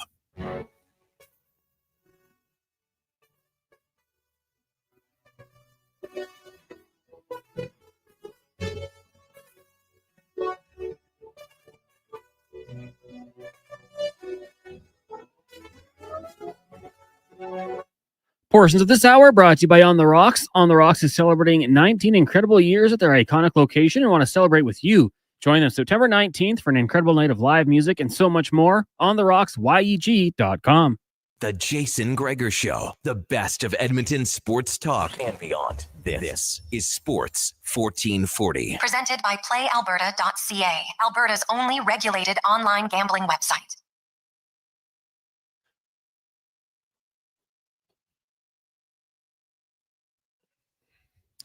$5:45. Did you make your way home on a Tuesday after the long week? Hey, good news. Already going to be Wednesday tomorrow. Love the long weekend Mondays, man. They are fantastic. Now, if you enjoy offense, you would like the Jays Reds game so far. If you like pitching, maybe not so much. But the Jays are leading 8-6 after 2 innings. Springer has a home run. Bichette, who's absolutely killing it, has 2 more hits. He has a 3-run home run as well. He is up to now 91 RBIs. Kirk has 64 RBI. Springer 69. Guerrero 75. Like the Jays can mash. The problem is that Barrios comes in and what does he just do? He's just giving up runs. 2 walks in 2 innings. He's allowed 5 hits, 6 runs, and is throwing 35 strikes on 66 pitches. Just not good enough. You can't be almost 50% strikes to balls. So, Cons, I don't know how much you were watching that game, but it's been a tire fire again for him. Yeah, sitting here wishing I took the over because it'd be nice to cash in the second inning when there's 14 runs already. But hey, I guess in terms of pure excitement, we're getting a pretty fun ball game. I thought when it was 8-1, game over. Don't count your chickens too soon. He's out, though. The bad man is gone now, Gregor. Tate drawing into the lineup. Yeah. Interesting question here. Hey, guys, does Regula have to clear waivers or can he be sent down a conditioning stint because he was injured all of last season from Old Stone Eagle? That's a good question. I don't think you're allowed a conditioning stint right out of because especially if he plays a preseason game, right? If he plays preseason, I don't see how he could qualify Right? If he doesn't play preseason, then maybe. But if he's in preseason, then no chance. But and nothing I've heard that suggests he isn't ready to play preseason. So, but it's a good question. Hey guys, great guest. Made Cap and LTR easy to follow. Interesting. Bring him back from Iron. Oh yeah, we love having Hart on. He's great. Hey guys, you think McDavid has 2 cups if these rules were in place the last 2 years? I bet he has at least one. Brad. Well, Brad's a valid question. Now, you look at this season, this past year for sure, the Panthers roster would have looked different because the way the rules were written, you acquire any player like Brad Marchand would have been a full $6 million player in the playoffs. So yeah, it would have been very, very different. Now the Oilers, because Evander Kane, now Kane did miss all year, so it wouldn't have impacted him at all. And now Jake Wallman's contract, though, you would have had to count all of it. So I'd have to look at the numbers. It'd look a little bit different for sure. But it is one that I can understand the frustration. But then I also look and say, hey, if the rules were in place. Now, I know you need a player hurt. I understand that. And I never, for a doubted anybody was actually not injured. No one sits on the for 3, 4, 5 months. They're clearly injured. But do they come back in time? That's the question. And I would have said, hey, man, like with Evander Kane, I said, there's 0 chance I'm putting Kane in. None. Because it benefits you. So play the rules. Clearly, he wasn't ready, but because he also still missed the first playoff game, right? He didn't play the first playoff game, so fine. Hey, Gregor, Connor only cares about winning. Doesn't care about Leon having a contract or his wife's business here. He wants to win. There's a real risk of losing him. Jordan, answer the question. Which teams give him a better chance to win than the one that's been to back-to-back Stanley Cup finals? And you can't say Florida because they have no cap space. And they got guys all locked up on no movement deals. So which teams outside of Florida give him a clear better chance to win?